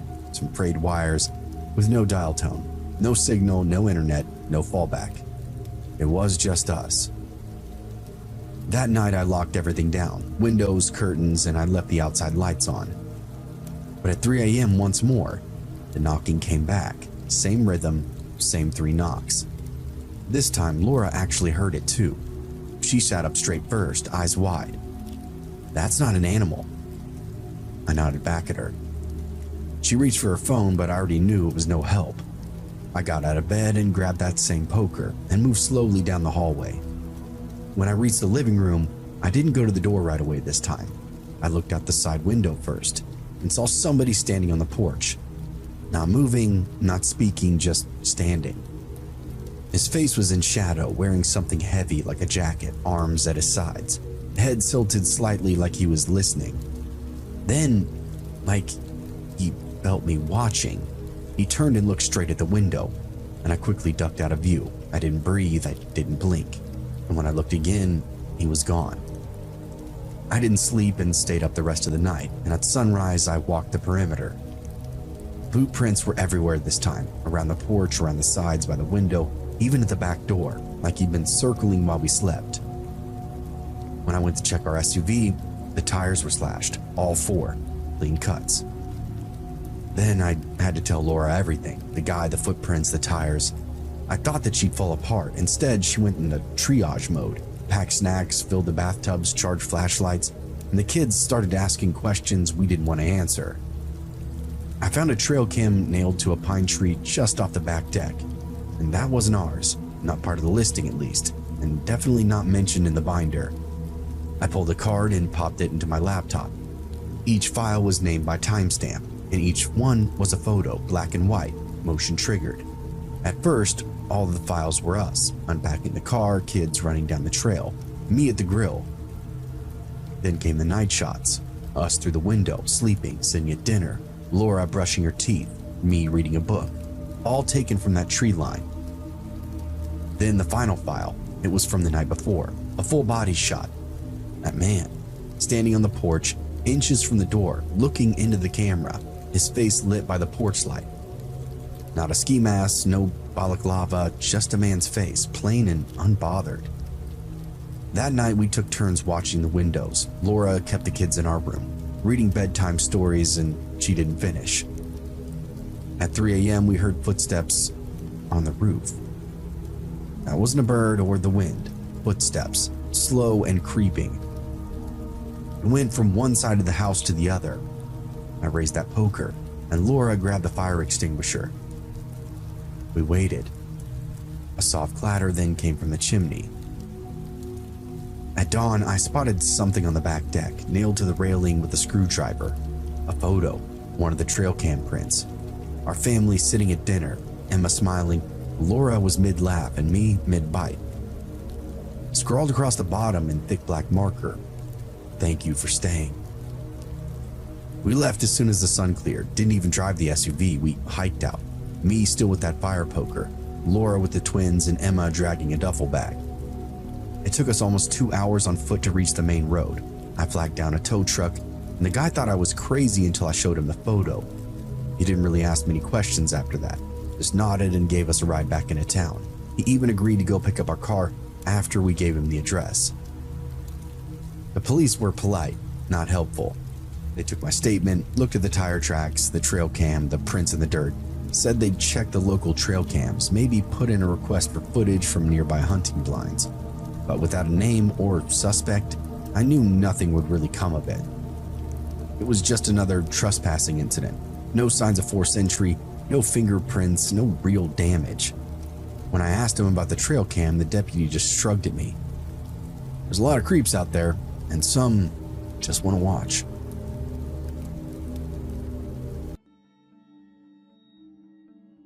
I'll be the first to admit that this all could have taken place in my head.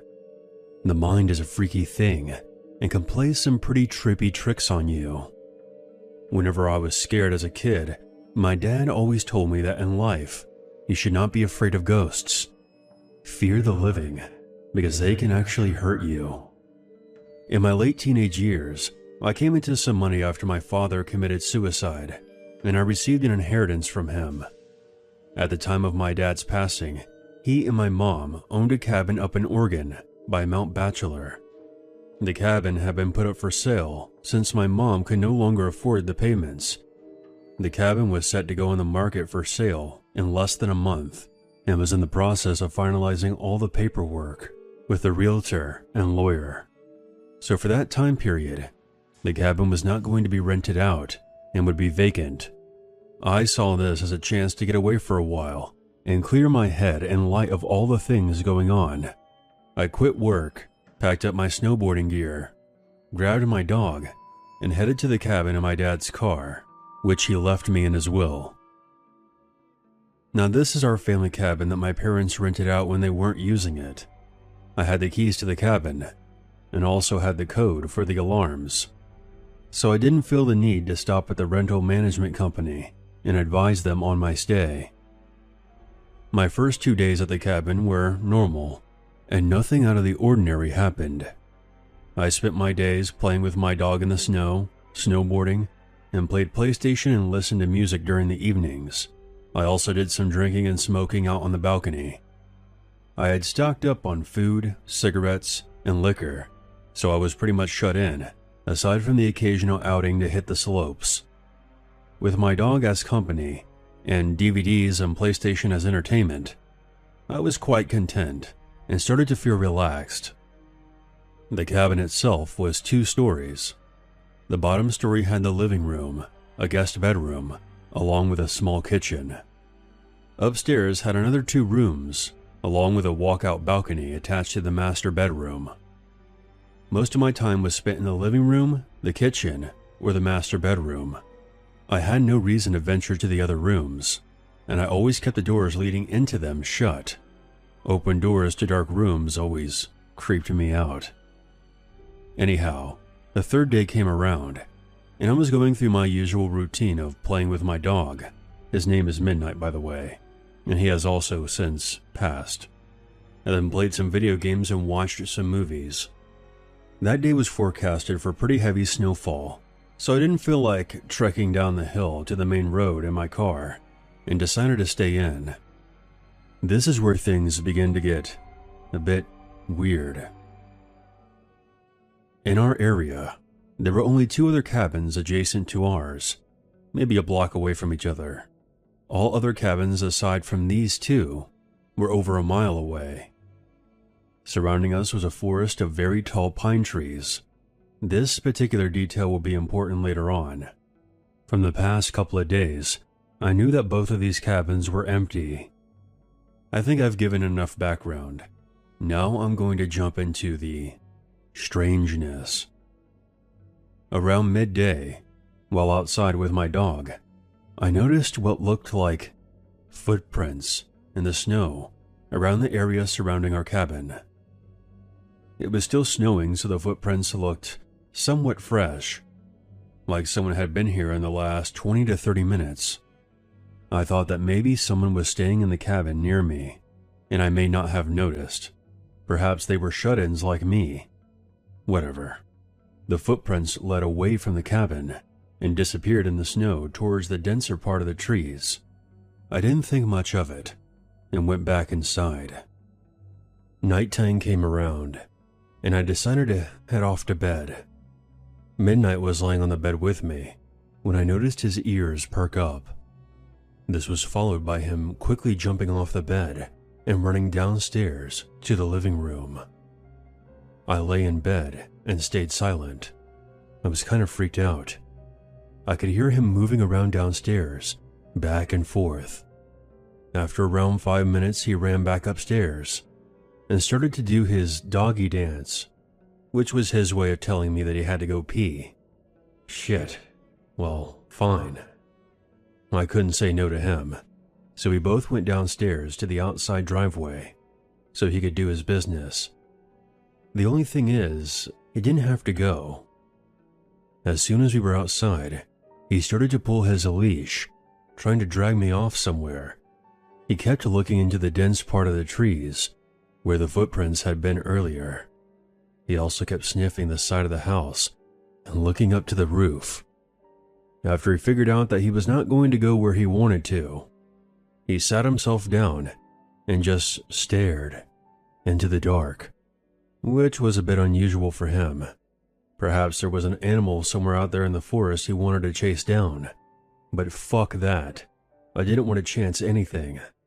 So I pulled him back inside, and we both went back upstairs. Around 30 minutes later, I was lying in bed when I heard what sounded like hooves walking on my roof.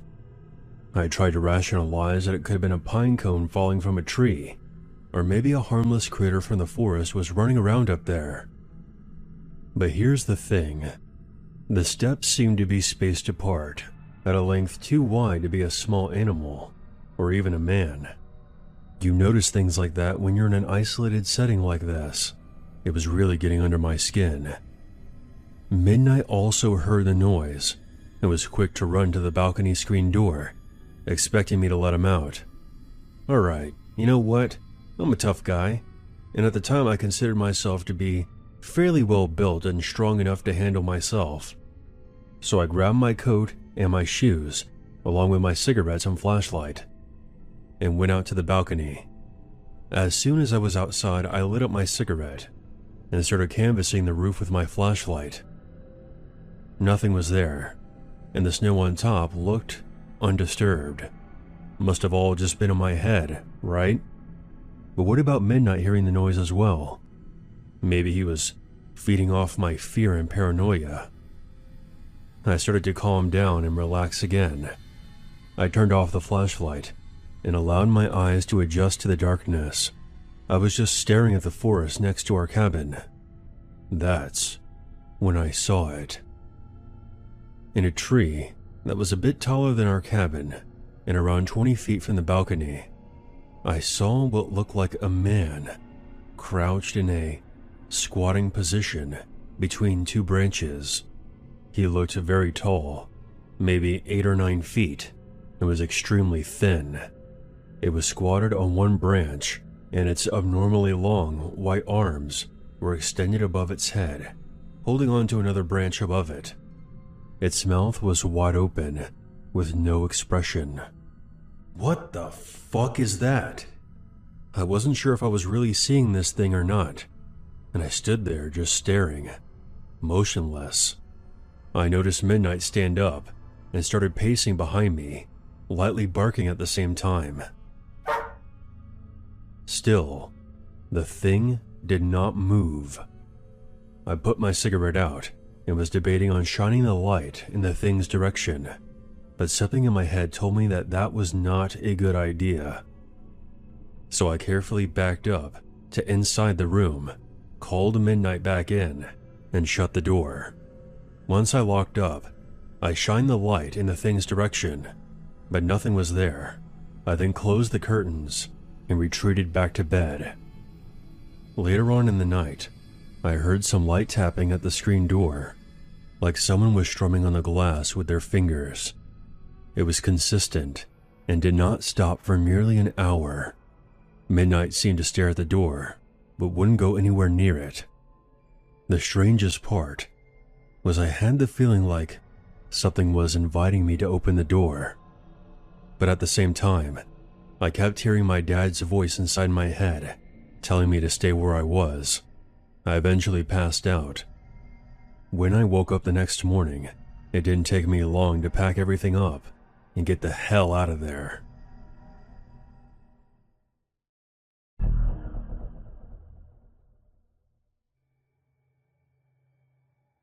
In 1984, when I was 8 years old, my family moved to Allenstown, New Hampshire.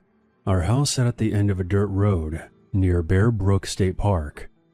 In front of our house was an open field that had small tree patches here and there. After what I estimate to be about 50 yards, the field ended and the forest began. One day, my friend and I wanted to go exploring further than we had before. We were very familiar with the first acre or two of forest we usually roamed around in, and wanted to cover some new ground that day. Shortly after passing the usual landmarks, we came upon a dirt ridge. Beyond that, we saw a clearing with a row of 4 cabins. The area included a shallow pond, a dense wall of trees on either side, patches of bushes between the cabins, and a few cars that looked like they had been torched. The cabins had that typical lined wood look with flat rooftops. When we first discovered this place, we thought it was an abandoned resort or something. However, when we peered through the windows, most of the cabins contained furniture and beds. There was no one in sight. I remember feeling creeped out as we moved from cabin to cabin, and I would soon discover why. Behind one of the cabins was a dirt bed with half-buried animal bones scattered across it. If these remains were from hunting, surely they wouldn't want vultures buzzing around their resort. I thought it was odd, but not too alarming. My mom always told me to stay away from dead animals because they could be carrying some kind of disease, so we didn't feel the need to go poking around the pet cemetery, and soon left. Curiosity got the better of us, and we returned a week later. During our second visit, I noted how odd it was that there were no signs or markers indicating who owned this property, or if it was a private campsite. There were also no roads leading there. This time, it felt like we were being watched, though I didn't see anyone at first. As we prepared to leave, a tall man wearing a dark jacket emerged from the trees and ran toward us. He was about 100 meters away, with a rifle slung over his back. "Hey, what are you doing here?" he shouted. My friend and I started running away. The man followed us, unslinging his rifle and shouldering it as if he meant to fire at us. We climbed over the dirt ridge and ran without stopping until we got back to my house. We never told my parents or anyone else about the incident. We didn't want to be restricted on future explorations, but I don't remember ever going back there. What happened to us could be chalked up to a couple of kids trespassing on private property. But a year later, hunters found a 55-gallon metal drum in a wooded area close to where those cabins were.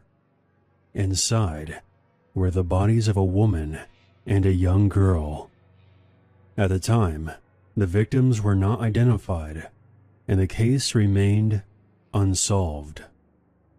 That was until 15 years later, when a second drum was discovered containing the bodies of 2 more girls, about 100 yards away from where the first one was found. One of the victims was only 11 months old. DNA testing later linked the victims to a serial killer named Terry Rasmussen. I never got a good look at the man who chased us away from the cabins that day, so I can't say for sure if it was him or not. But when I think back to that place, I think about how some people say that they never found all of Terry's victims, and I always remember those bones we saw scattered about. I honestly don't think 8-year-old me could tell the difference between animal and human bones.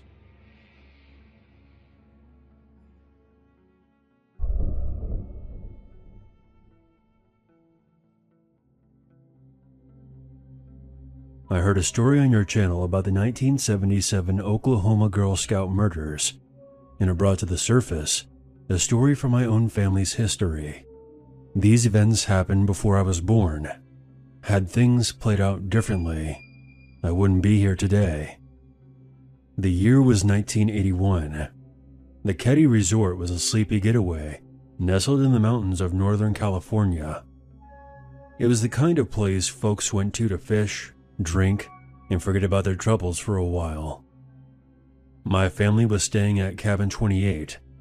My grandmother Sue, her 5 children, and a couple of their friends.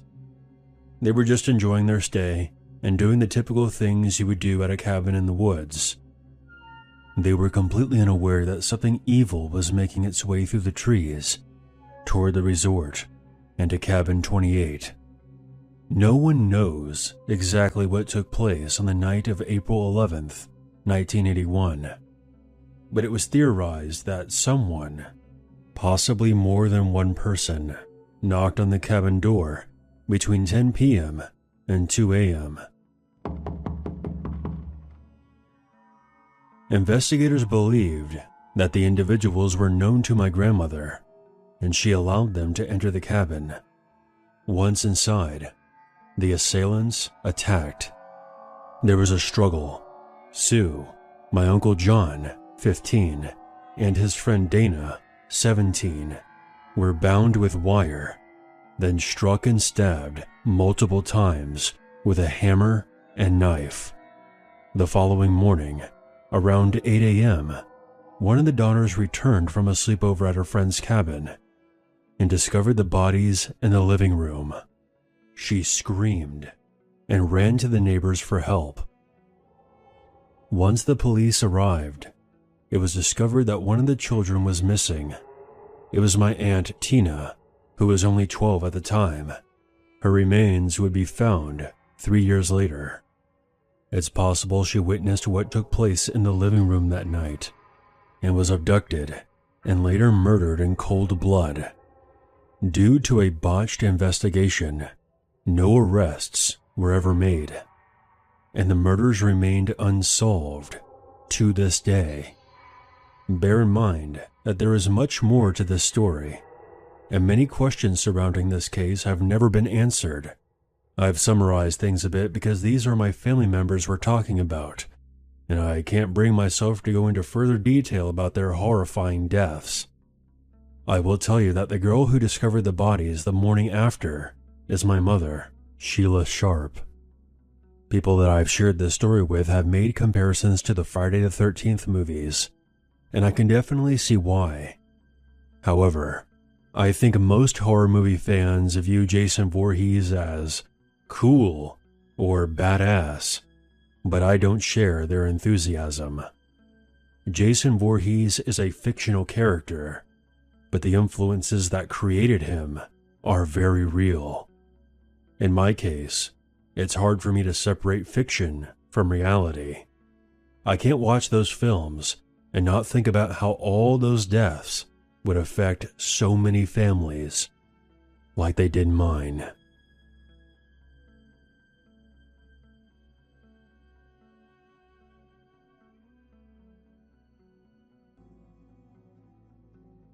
I'm a father of 4, and man, do I have a story to tell you. My wife and I both own a logging company outside of Charlottesville, Virginia, and primarily make our income through there. The business didn't start off great, but over time it improved significantly. My kids are both in middle school and are the best things I could ever ask for.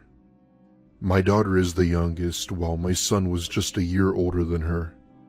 Back in the summer of 2019, we had taken a family camping trip down to the Carolinas as the highlight of our summer vacation. We had PTO, the kids were on summer break, it worked out perfectly. We had gone out to this really popular family campground in North Carolina, which was the ideal spot for the family. I helped my kids build their tent while my wife built ours we'd be staying in. Now, this campground isn't just some small area of the woods with a few small buildings. This place was huge, and you were pretty much allowed to set up your camp however far out you wanted. After we all got situated, my wife tells us that we should all go down to the dining hall for some dinner and dessert. With there being some buildings like the dining hall and a visitor center, it wasn't a real camping trip, but it was still fun for the family. We ate what food staff was serving along with maybe 3 or 4 other families also camping here. After dinner, we walked about 20 minutes before we went back to our campsite to get some sleep as we had planned on going fishing in the morning. I made sure my kids were asleep in their tent by 9 while my wife and I just read our books in our tent until we got tired. After a bit, we sort of drifted off to sleep and I'd say I slept for a good few hours or so. Now, let's fast forward to maybe a couple hours later. It was well into the night when I for some reason had this really weird dream/feeling. There's no real way to describe it without sounding morbid, but I was dreaming about my head being pinned with something sharp. Nobody in this dream was there but me, and the only thing I could really describe about it was the pain on my head. This went on for a good few minutes before I started to slowly wake up when I realized that the sharp pain persisted. I remember feeling around the top of my head only to find that it was also wet along with a low noise coming from behind me. Right then, my wife wakes up and screams her lungs out, spitting out the words to go away. I turn around and there, standing right in front of the tent opening, is a red fox in its defensive position. It growls at us before my wife manages to scare it away with her shoe. Turns out, that pain I was feeling was a damn fox clamping at the back of my head. And the reason why my head felt wet was because of the blood running down. At this point, my kids were wide awake crying when they realized what was happening. Right then, I began to feel sudden dizziness before almost falling to the ground. My wife had called the front desk of the campground and they had sent their medical team or whatever before rushing me to a hospital. After a couple of days, I did make it through and obviously recovered. Turns out though, we had set up our tents in a spot right next to a fox's nest that we didn't see.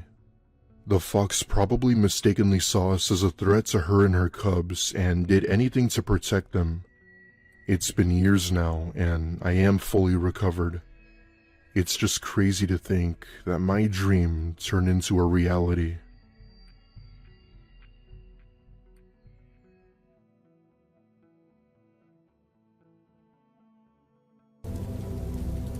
Truckers have rules. Some are written and some aren't. And one of these unwritten ones is that you never trust a shortcut at night. Roads that save you 30 minutes in daylight can cost you everything once the sun goes down.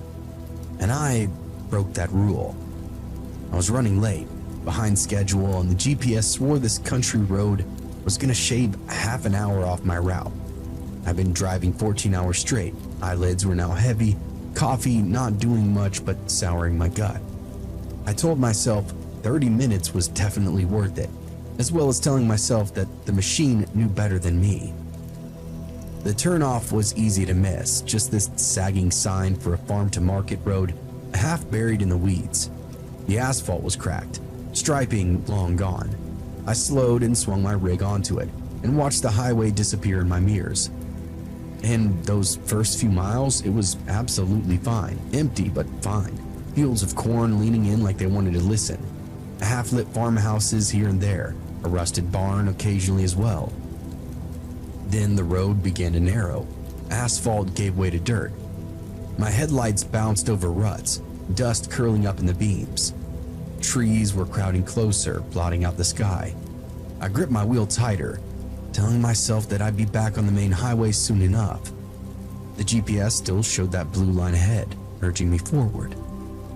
And that's when I saw the first one, this old Buick, stripped down to its frame, sunk in the ditch with weeds growing through the windows. A mile later, a pickup with no doors, its cab peppered with bullet holes. Another mile or two and there was two SUVs now, gutted like fish, resting nose to nose in the trees. Okay, it's a vehicle dumping ground. Rural folks leave junk everywhere. But my throat was dry and my stomach was telling me that this wasn't just junk. These were leftovers. The dirt track dipped off into the hollow and that's when I saw the first glow, orange flickering like a campfire. As I came around the bend, the beams of my headlights caught them. 3 figures standing around a barrel fire in the middle of the road. Shadows were stretched long and sharp across the dirt. They didn't scatter like deer, they didn't wave at me like farmers or hunters. They just stood there, watching, hands at their sides, fire lighting up their faces. They didn't really look surprised to see me at all. I downshifted and slowed my rig, and one of them stepped forward. He had something long in his hand. It was metal and caught the firelight. A crowbar maybe, or maybe a rifle. It was hard to tell.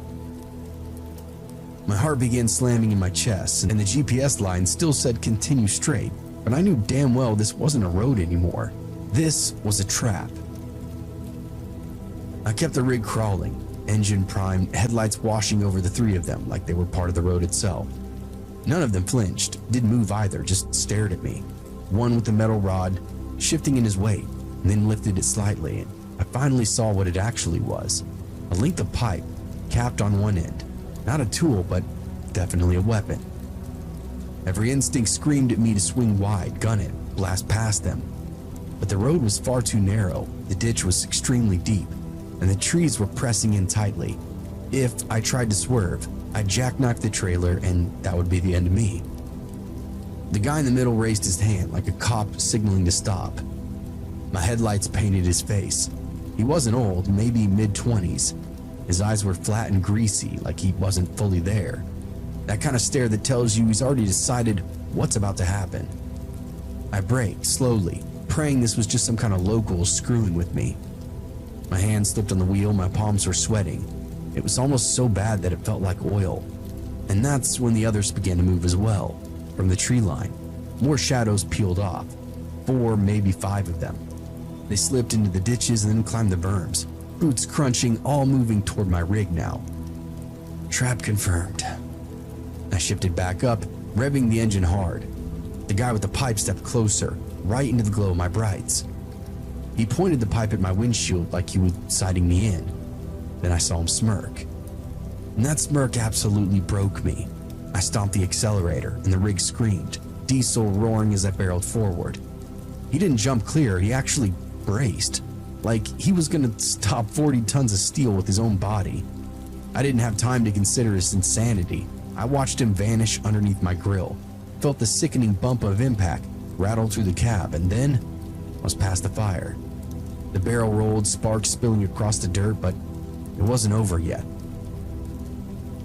The figures scrambled on both sides.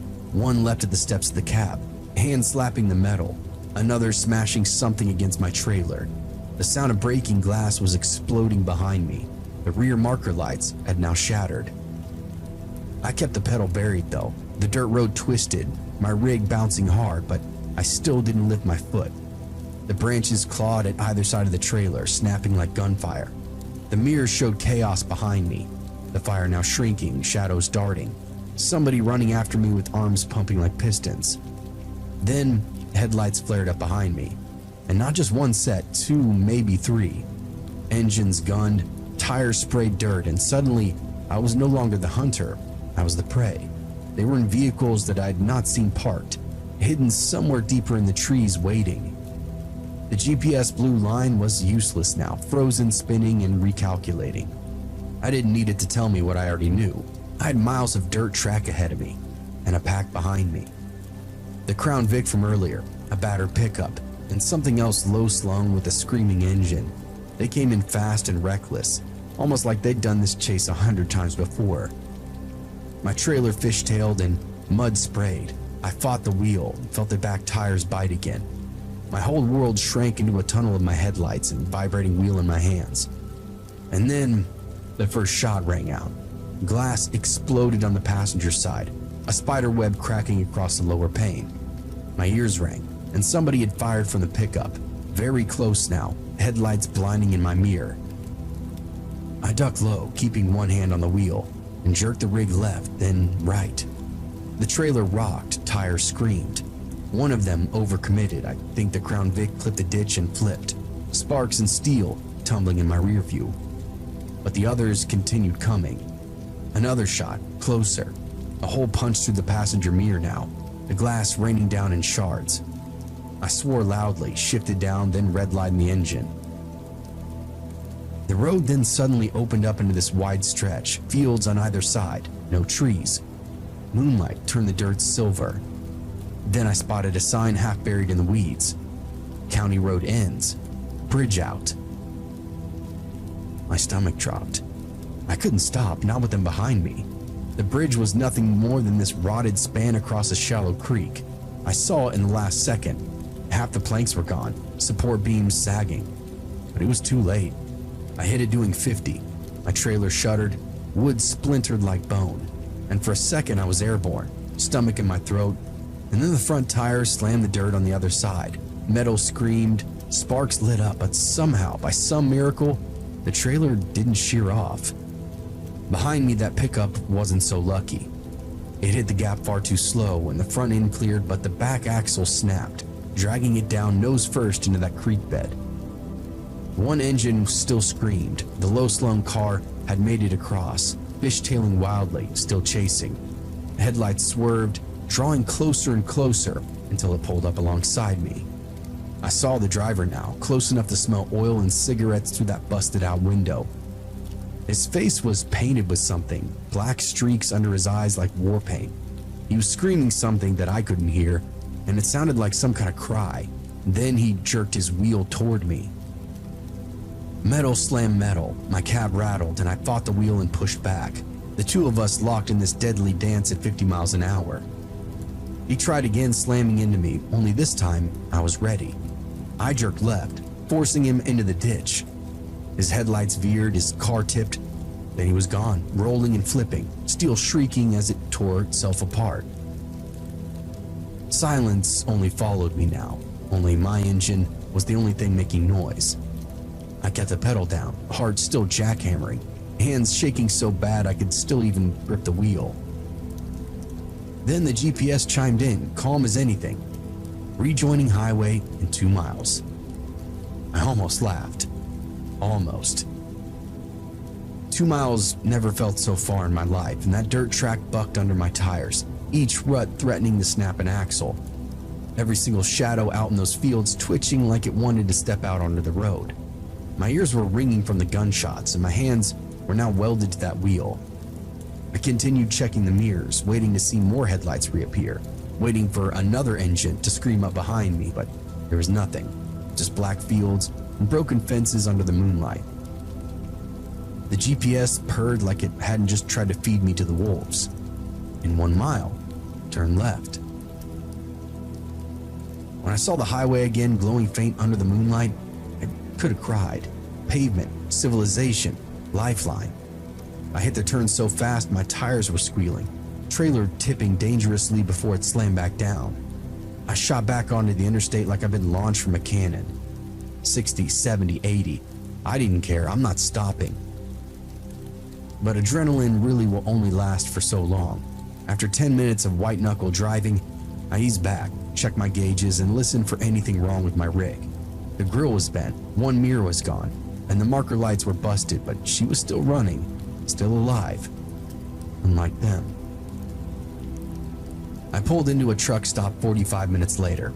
Lights bright, pumps humming, people inside, real people. I parked crooked and staggered out of my cab, then went straight to the bathroom to splash some cold water on my face. The reflection that looked back at me was pale, eyes wide, pupils like pinholes. My shirt was completely soaked in sweat. I didn't call the cops, didn't even tell another driver. What would I really say? That a gang in the middle of woods tried to hunt me down on a dirt road that my GPS told me to take? That I ran a man down with 40 tons of steel just to make it out alive? I really doubt that anybody would believe me. And even if they did, out here in the middle of nowhere, it wouldn't really matter. I got back in my rig, hands still gently shaking, and I made a promise to myself. Never again. Never trust the blue line. Never take a road that you don't know. But occasionally late at night when the interstate goes empty and the CB chatter dies out, I still will think about that shortcut. About those stripped cars rusting in ditches, the barrel fire lighting up the trees, and that smirk on that kid's face before I hit him.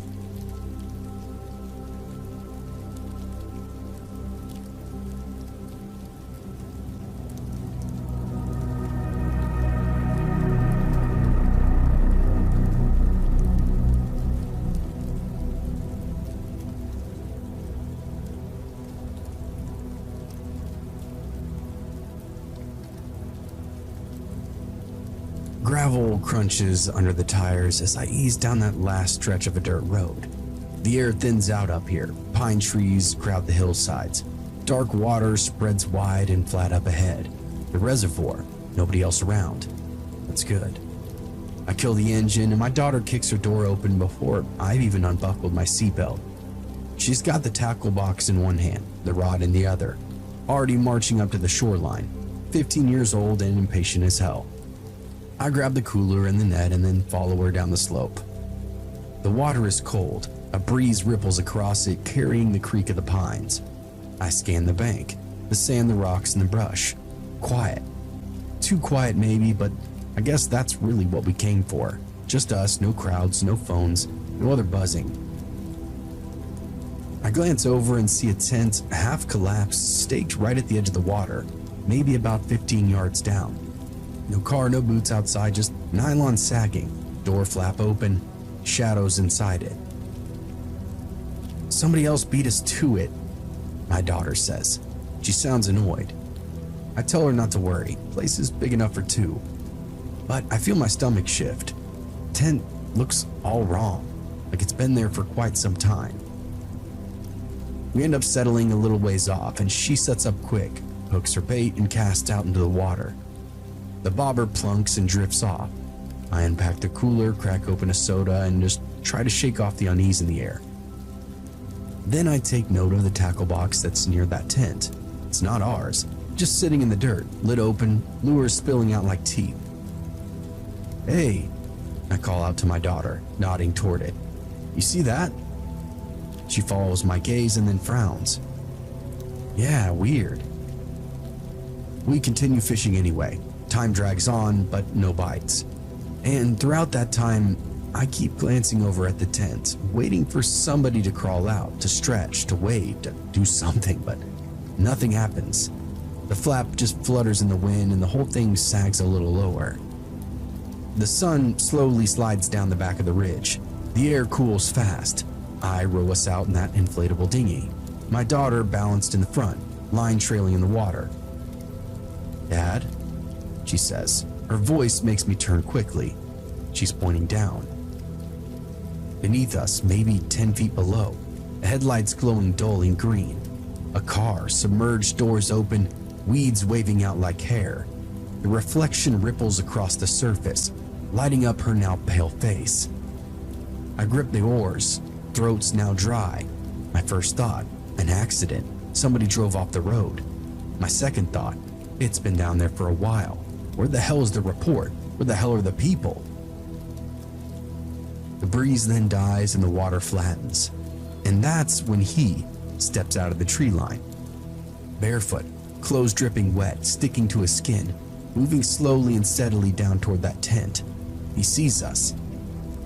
Then he starts walking straight into the reservoir. I dig the oars deep, water slapping against the dinghy, plastic flexing underneath us. My daughter twists around, eyes wide, as she watches him. He continues though, he doesn't stop. The man wades out, knees, thighs, waist, water black around him. He doesn't really swim, he doesn't break stride.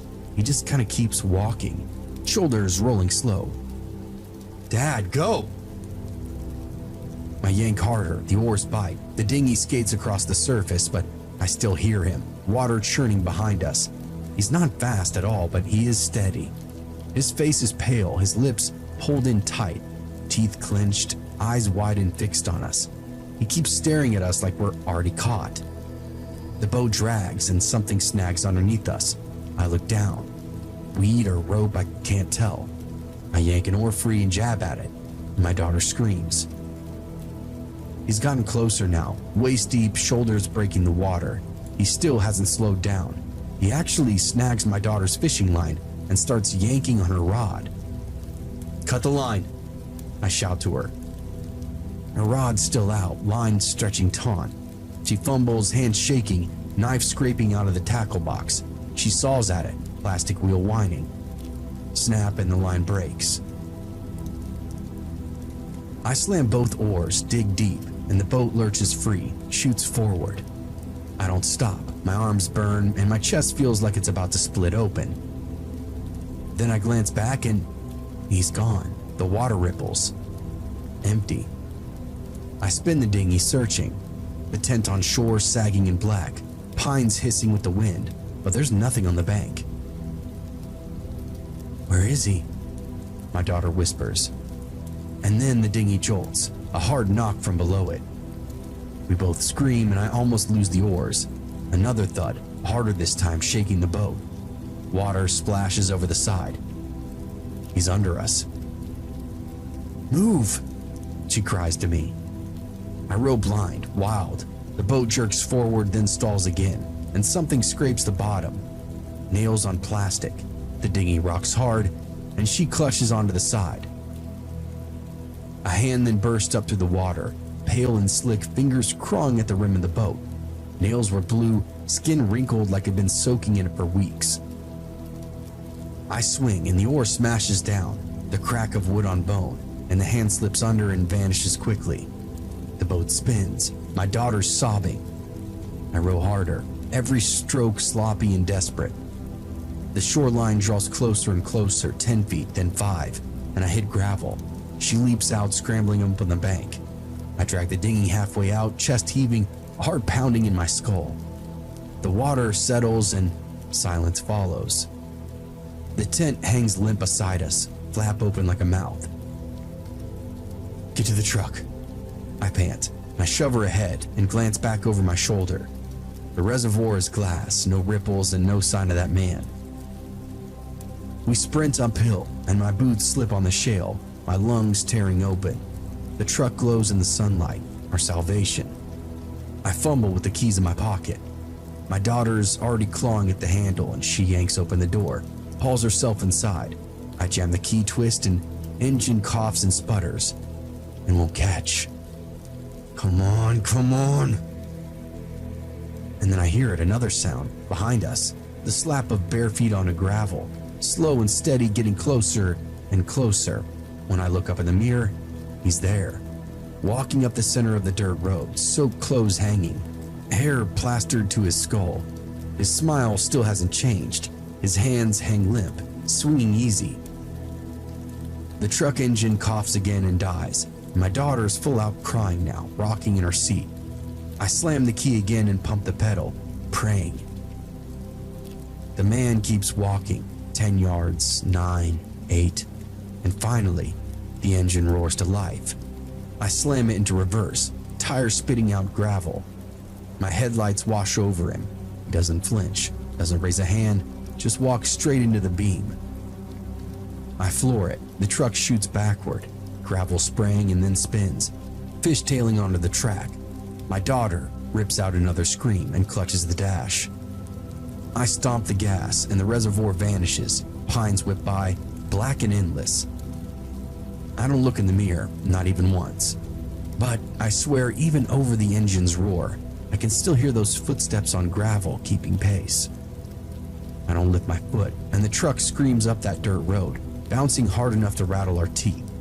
Branches lash at the windows, gravel spits under the tires.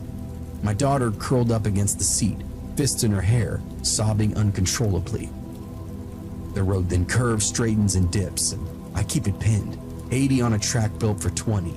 The wheel jerks and tries to tear from my grip, but I hang on. Slowly, the reservoir falls away behind us, black water, blacker trees, and I tell myself, it's gone, it's done. But my skin says differently. My skin says, he's still there. I risk one look into the rear view, but there's nothing, just dust hanging in the air. I want to believe it, but the steering wheel shakes under my hands, and I realize it's not the road, it's me. I'm the one shaking that hard. When we finally hit pavement, it was a miracle. The truck surges onto the country road, tires screaming, and then grips solid.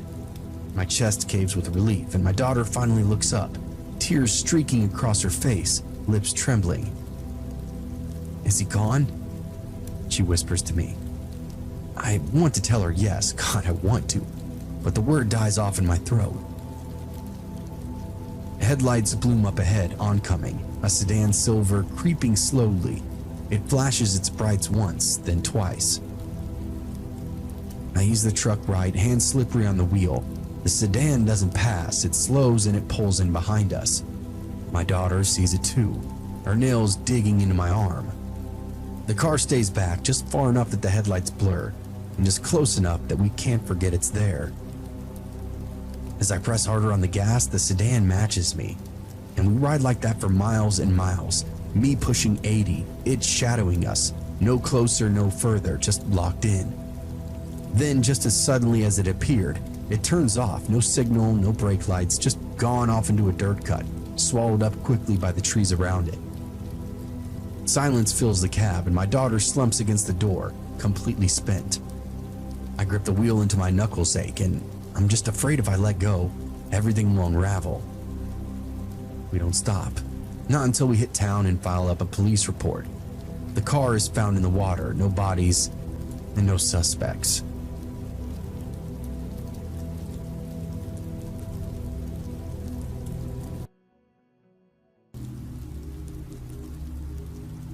I grew up in a town where you didn't have to lock your bike or your back door. People waved at each other. You knew your neighbors, their dogs, even their routines. My whole elementary school experience was basically lived inside a single hallway. There were maybe 10 or 20 of us per grade, tops, and the same kids stuck around from 1st grade to 8th grade. We knew everything about one another, who got held back, whose parents were splitting up, who still wet the bed, even if nobody dared to say it aloud. We played baseball in the cul-de-sac, rode bikes behind the grocery store, took turns hosting birthday sleepovers with nothing but popcorn, surge, and a rented movie from that dirty old Planet Video. It was the 90s. Our lives revolved around Nintendo 64, Pogs, and who could do the best Jim Carrey impression. My parents trusted me, maybe too much. I was a latchkey kid by the 3rd grade, let myself in, microwaved a Hot Pocket, and watched whatever was on Fox Kids Block until they got home. I didn't get into much trouble. Most of us really didn't, there wasn't much to get into. Sleepovers, though, were how we marked time. Somebody's birthday meant Nerf wars, pizza, and fart jokes until somebody cried and puked. The houses were always safe, clean, and normal. Moms in fuzzy robes, dads who grilled hamburgers, old siblings who left us alone. That's just how it was. So when Mac Wallen invited the whole 6th grade crew over for his birthday sleepover, we all figured it'd be the same deal. A movie, maybe some late night junk food, somebody's hand in a bowl of warm water to see if they'd piss themselves. Because, well, that's just how they always go. Mac was new. He and his older brother Sam had moved into town that summer. Their house was in the dumpier part of the neighborhood where the roads weren't striped and half the lawns were just dirt patches. Sam was in 8th grade, but he didn't seem to like it. He was tall and greasy and had this mullet. All his shirts were missing sleeves and he had this twitch in his jaw like he was chewing something invisible. Even when he wasn't talking, he looked like he was about to spit. He didn't go out of his way to be mean, but nobody wanted to be near him. There was just something off about him. Mac, on the other hand, was different. Kind of funny, kind of crazy. A wild card. He'd say anything, try anything, and he didn't seem to care what people thought about him. That made him exciting in a way, especially to a bunch of bored 12-year-olds. He was like a free pass to mischief. Everybody wanted in on it. So when he handed out invitations, these cheap little printouts with monster trucks on them, we all said yes, of course. Every single last one of us. But of course, because you're listening to my story, we had no idea what we were walking into. We got off the bus late that Friday, backpacks slung over our shoulders, talking loud, acting tough. Mac was leading us onto the porch with that wide grin, crooked front teeth showing. His house, or maybe trailer, it was hard to tell, was sad low and sagging, like it had given up completely.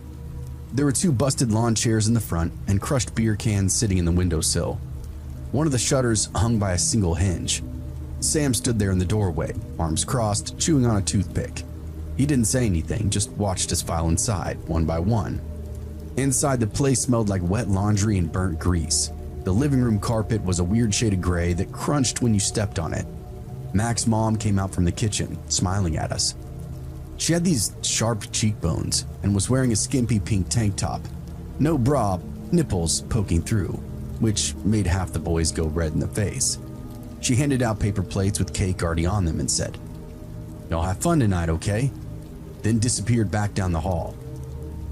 A minute later, we heard a car door slam and then the rumble of an engine. Mac turned to us and said, "They're going to the bar. We got the whole house to ourselves." And for some reason, that didn't sit right with me. I'd never been left alone at a sleepover before, not without a parent at least within yelling distance. A few of the other boys hesitated too, looking at each other, but nobody said anything. No one wanted to be the baby that called their mom in the moment. And at first it was fine. Loud music, sugar, junk food. We played truth or dare, shot rubber bands at each other, tried to wrestle inside this cramped hallway. Sam hung around, not saying much, just grinning whenever somebody got hurt or fell too hard. Around 9, Max said he had something better than any kind of movie. He led us into the back room where he shared with Sam, pulled open a wooden chest by the bed. Inside that box were stacks of tapes, mostly unlabeled. Everyone immediately started hooting and nudging at each other. He slid a tape into the VCR and turned the little TV on. The screen filled with grainy footage. Somebody was filming in a bedroom, shaky cam style. And right away, I knew it wasn't a movie. It was real. Mac's mom was on the bed, totally naked. Hair longer than, but definitely her. His dad, or somebody who looked like him, was standing behind her. And they weren't alone. A few of the boys laughed nervously, but the room had gone cold. No one was really breathing anymore. Sam stood behind us, arms crossed, and watched us watch the movie. "You like that, huh?" he said. "My dad used to tape everything." I wanted to leave right then, but I didn't know how to say it. Mac was grinning like it was just a joke. "That's just one of them. You want to see the rest?" He held up another tape in front of us.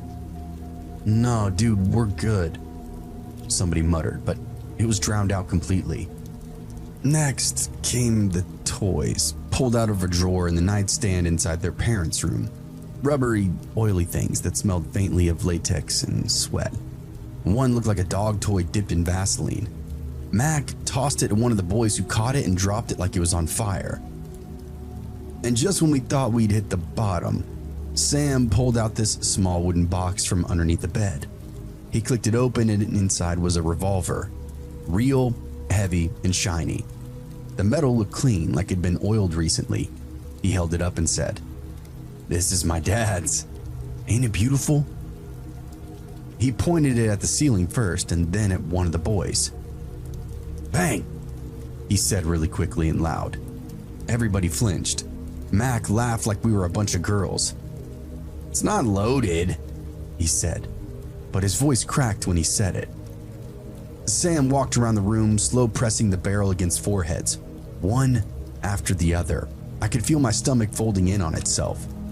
The boy next to me was shaking. When the gun got to me, I couldn't move, I couldn't breathe. Then I felt that cold metal kiss my skin. Sam grinned at me, clicked the hammer back, and then whispered, "What if?" And then he moved on. After that, the night completely had turned.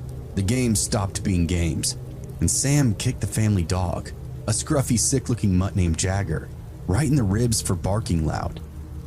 Mac caught this mouse in a shoebox, then dumped it down the garbage disposal. Somebody said don't, but it was too late. The whir of the machine, the sound it made, was blended alive. We all stood there just watching silently. Sam opened up the microwave and pulled out this small garden snake out of an old fish tank. Mac was laughing, but his eyes didn't match. They looked flat, almost like he wasn't really there. I turned away though. I didn't want to watch this one. The last straw came when they lit the neighbor's trash can on fire. We all crept outside trying to be quiet, but Sam was spraying lighter fluid and giggling to himself. The flame shot up fast, and he danced around it, bare feet on the pavement. I looked at the rest of the boys. One was crying, one looked like he was ready to throw up. The fun was gone, long gone. This wasn't even mischief anymore. This wasn't even rebellion. It was pure madness to me. I slipped back inside and grabbed my backpack, laced up my shoes with my shaking hands. My heart was pounding so loud I couldn't hear anything else. I opened up the front door, stepped off into the dark, and didn't look back. Not even once. The streetlights buzzed overhead. The night felt endless, and I just started walking. I didn't run, even though I wanted to. Every part of me screamed to just get away from there fast, but I didn't. I walked, one foot in front of the other, all the way down that cracked sidewalk, past parked cars and silent houses with normal lives behind the curtains. I think I even whispered the Lord's Prayer at some point, or maybe it was just some song that I'd heard on the radio. My brain didn't feel like it was working right. It felt like the world had shifted slightly now, like everything was tilted, off-center and shameful. My house was 8 blocks away, and each block felt like a mile itself. Every gust of wind made me flinch, and I kept thinking Sam was behind me the whole time, or Mac, or even worse, somebody had followed me out of the TV screen, something from that grainy, grimy tape. Some man with a camera and a mask and a laugh like gravel. I made it home just after 11. My parents were in the living room watching the news. My mom was knitting and my dad was drinking tea. I opened up the door and stepped inside, and they looked up like I was just back from prison. My mom immediately said, "What's wrong?" I didn't answer. I dropped my backpack and just stood there. I must have looked like hell because she was off the couch and at my side in seconds. "Honey, what's wrong?" I started crying, not loud or blubbering, just quiet, full body. My dad stood up confused, and I couldn't get the words out fast enough. I told him about the gun, about the tapes, about the dog, the snake, the fire. I told him everything except for the parts that I didn't fully understand. The way Sam looked at us, the way Mac laughed without even blinking or thinking twice. My mom held me so tight I could barely breathe. My dad turned the TV off and just said nothing for a really long time. The next morning, everything happened pretty quick. My parents called the school called the police, and a couple of the other boys' parents had already called in too. Apparently, one of the kids ran home in the middle of the night. Another one woke up screaming. It didn't take long for the Wallen place to be crawling with cops. I didn't go to school that day. None of us did, actually. Rumors flew around fast, and Sam got sent away, Mac got suspended. Their parents were under investigation for all kinds of things. The tapes were confiscated, so was the gun. Animal control took the dog, though I doubt he lived much longer after that night. The Wallens didn't stick around as well. A for sale sign went up the next week, and by the time Halloween had rolled around, the house was already boarded up. Nobody moved in after them either. Last I heard, it got condemned a few years later, torn down and then replaced by a strip of gravel and weeds. Nothing grows there now either. Makes me wonder if anything else happened there. My friends and I didn't really talk about it much after this, not really. Everybody who was there that night, me and the other boys, we stayed close for a while after. I guess trauma kind of does that to you. But by the end of the 8th grade, things had changed. A few moved away, a few fell in with rougher crowds, and one kid got picked up for theft his junior year. Saw in the paper. No one was the same after that night. As for me, I turned quiet, still went to school, obviously, still smiled in my pictures, but something in me curled up and died that night. I don't do sleepovers anymore, I don't go to parties, I don't trust anybody who talked way too much shit. I always check my doors, I always listen for the click of a lock. I became a bit of a hermit, and honestly, I kind of prefer it this way.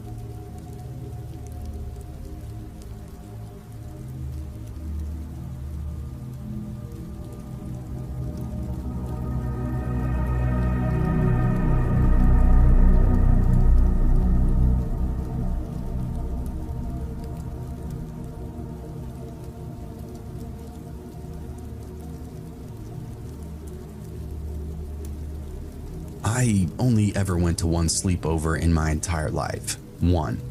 And that was plenty. It wasn't like my parents were super strict or even religious or anything. They just wanted to know the people that I was staying with, and after what happened that night, they made damn sure I never stayed the night at anybody's house again. It was 5th grade. The kid was Tommy Jurgens. Ooh. Everybody liked Tommy. He was this little wiry dude with a loud mouth and this fake confidence that somehow worked for him. He knew every cheat code for every PlayStation game and could spit like 8 feet straight up in the air, then catch it back with his mouth. That kind of kid. Yeah, baby. We thought he was cool, but we didn't really know Tommy, not the way we thought we did. It turns out most of what made him cool was just him being raised by a pack of absolute lunatics. We'd see hints occasionally, like how he never brought lunch, just dollar bills and scratchers, or how he said these weird grown-up things. Stuff like, "My mom's old man just got out again," or "Uncle Mike's got court in Flagstaff." All that kind of skated over our heads back then, just Tommy being Tommy. He'd been in our class since 2nd grade, and even though he didn't have a ton of close friends, we all wanted to be around him. His life just seemed electric and different.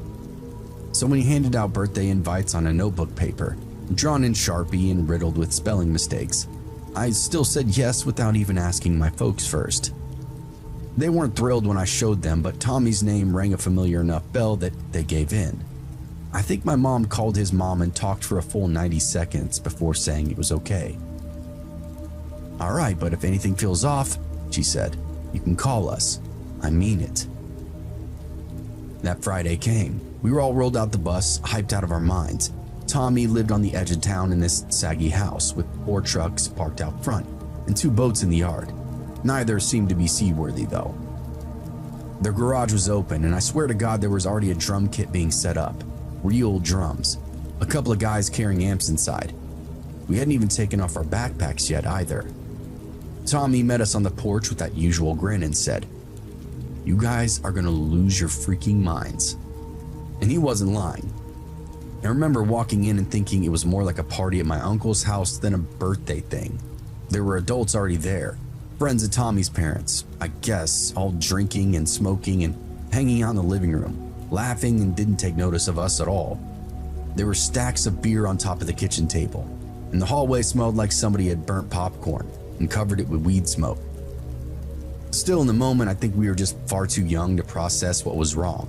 At first, it just seemed like chaos. Loud music, cold sodas, big yard. We honestly figured that we stepped into the coolest birthday ever, but we had no idea. The backyard was the size of a football field, or at least it felt like it. There's a rusted trampoline with a bent leg that tilted to one side when more than 2 kids jumped on it, and somebody had duct taped an old dartboard to the trunk of a dying mesquite tree. The ground was patchy dirt and crabgrass, with empty beer cans littering the corners. A cooler full of orange sodas and RC Cola sat in the middle like a prize, and everybody tore into it. Then, the band showed up. And I'm not kidding, an actual local band. 4 dudes in ripped jeans and dark sunglasses, lugging gear across the lawn onto a piece of plywood propped up on cinder blocks. One of them wore a vest with no shirt underneath, called themselves Code 3, and the lead singer yelled, "Let's wake this town up," inside a mic and screeched that made all the dogs in the neighborhood bark immediately. They kicked it off with "You Give Love a Bad Name," and every 5th grader in that backyard lost their minds. Even the shy kids were pogoing like it was a real concert. We were 11 years old, drinking sodas, hurling darts at a tree, and listening to a live Bon Jovi cover band, while a drunk guy that we'd never met grilled hot dogs on the porch. It was insane and also kind of amazing. As the sun dipped and the bug zapper came to life, the mood shifted though. The adults were getting sloppy. They weren't just a few beers deep anymore. There were bottles of liquor going now. I saw a guy pour something clear into a red Solo cup and then stumble into the garage. Inside, a few of the other guys, dudes in their 20s I guess, were playing darts for money, real cash laid out on a washing machine like a poker table. Tommy's dad, or the guy that we thought was his dad, was this thick, sweaty guy in cargo shorts with a big chain around his neck. He was barking at somebody named Shane about cheating. "You crossed the line, you dumb shit. I saw you," he said. Shane was this lanky, red-faced, holding a dart like he was about to throw it into somebody's eye. They had a second dartboard in the garage where the grown-ups were playing. We were all just standing there. I remember one of the kids, Tyler, saying, "Should we get out of here?" Before we could move, though, Shane threw the dart at the board and missed it completely. It thunked into the wall, and that's when Tommy's dad shoved him, hard. Shane staggered, knocked over a milk crate of tools, and then came up swinging. The next 10 seconds were pure noise. Metal clattering, fist hitting meat, glass breaking. One guy got slammed into a water heater so hard it sounded like a gunshot. We just stood there, frozen. A few kids even started crying. The fight broke up after Tommy's mom, who'd been chain smoking on the back porch, came in and screamed at both of them to knock it off. She had this voice like salt and vinegar. I watched her dig her nails into Tommy's dad's arm and then drag him out by his very skin. "Party's back on," she slurred, and the band started another song like nothing had even happened. After that, the lines between what was fun and what was wrong began to blur really quickly. They busted out drugs not long after. Not weed in a discreet little joint either. We're talking actual drugs. A coffee table in the living room got cleared off, and Tommy's mom dumped out a sandwich bag full of greenish bud and what looked like a literal pile of white powder. It was almost like watching a movie. I thought it was flour at first, but it definitely wasn't. Some guy named Zeke started chopping it up with a Blockbuster card. I remember him saying, "Don't worry, this ain't coke, it just got some go fast," like it made it okay. Another adult, I think Tommy's aunt, was lighting up a glass pipe and singing along to Panama. Tommy came walking in the garage with this big stupid grin and a joint in his mouth, like it was candy. We all just stared at him, and nobody said a word. "Dude, hit this," he said, offering it up to Cody Anderson. Cody shook his head and stepped back like it was a snake. Tommy just shrugged and took another puff. He coughed like a dying animal and laughed until he fell over. At that point, I was still having fun in this weird, high-wire way. We'd snuck into an R-rated movie, and now we were holding our breath, hoping to not get caught. It was insane, yeah, but it didn't feel dangerous, at least not yet.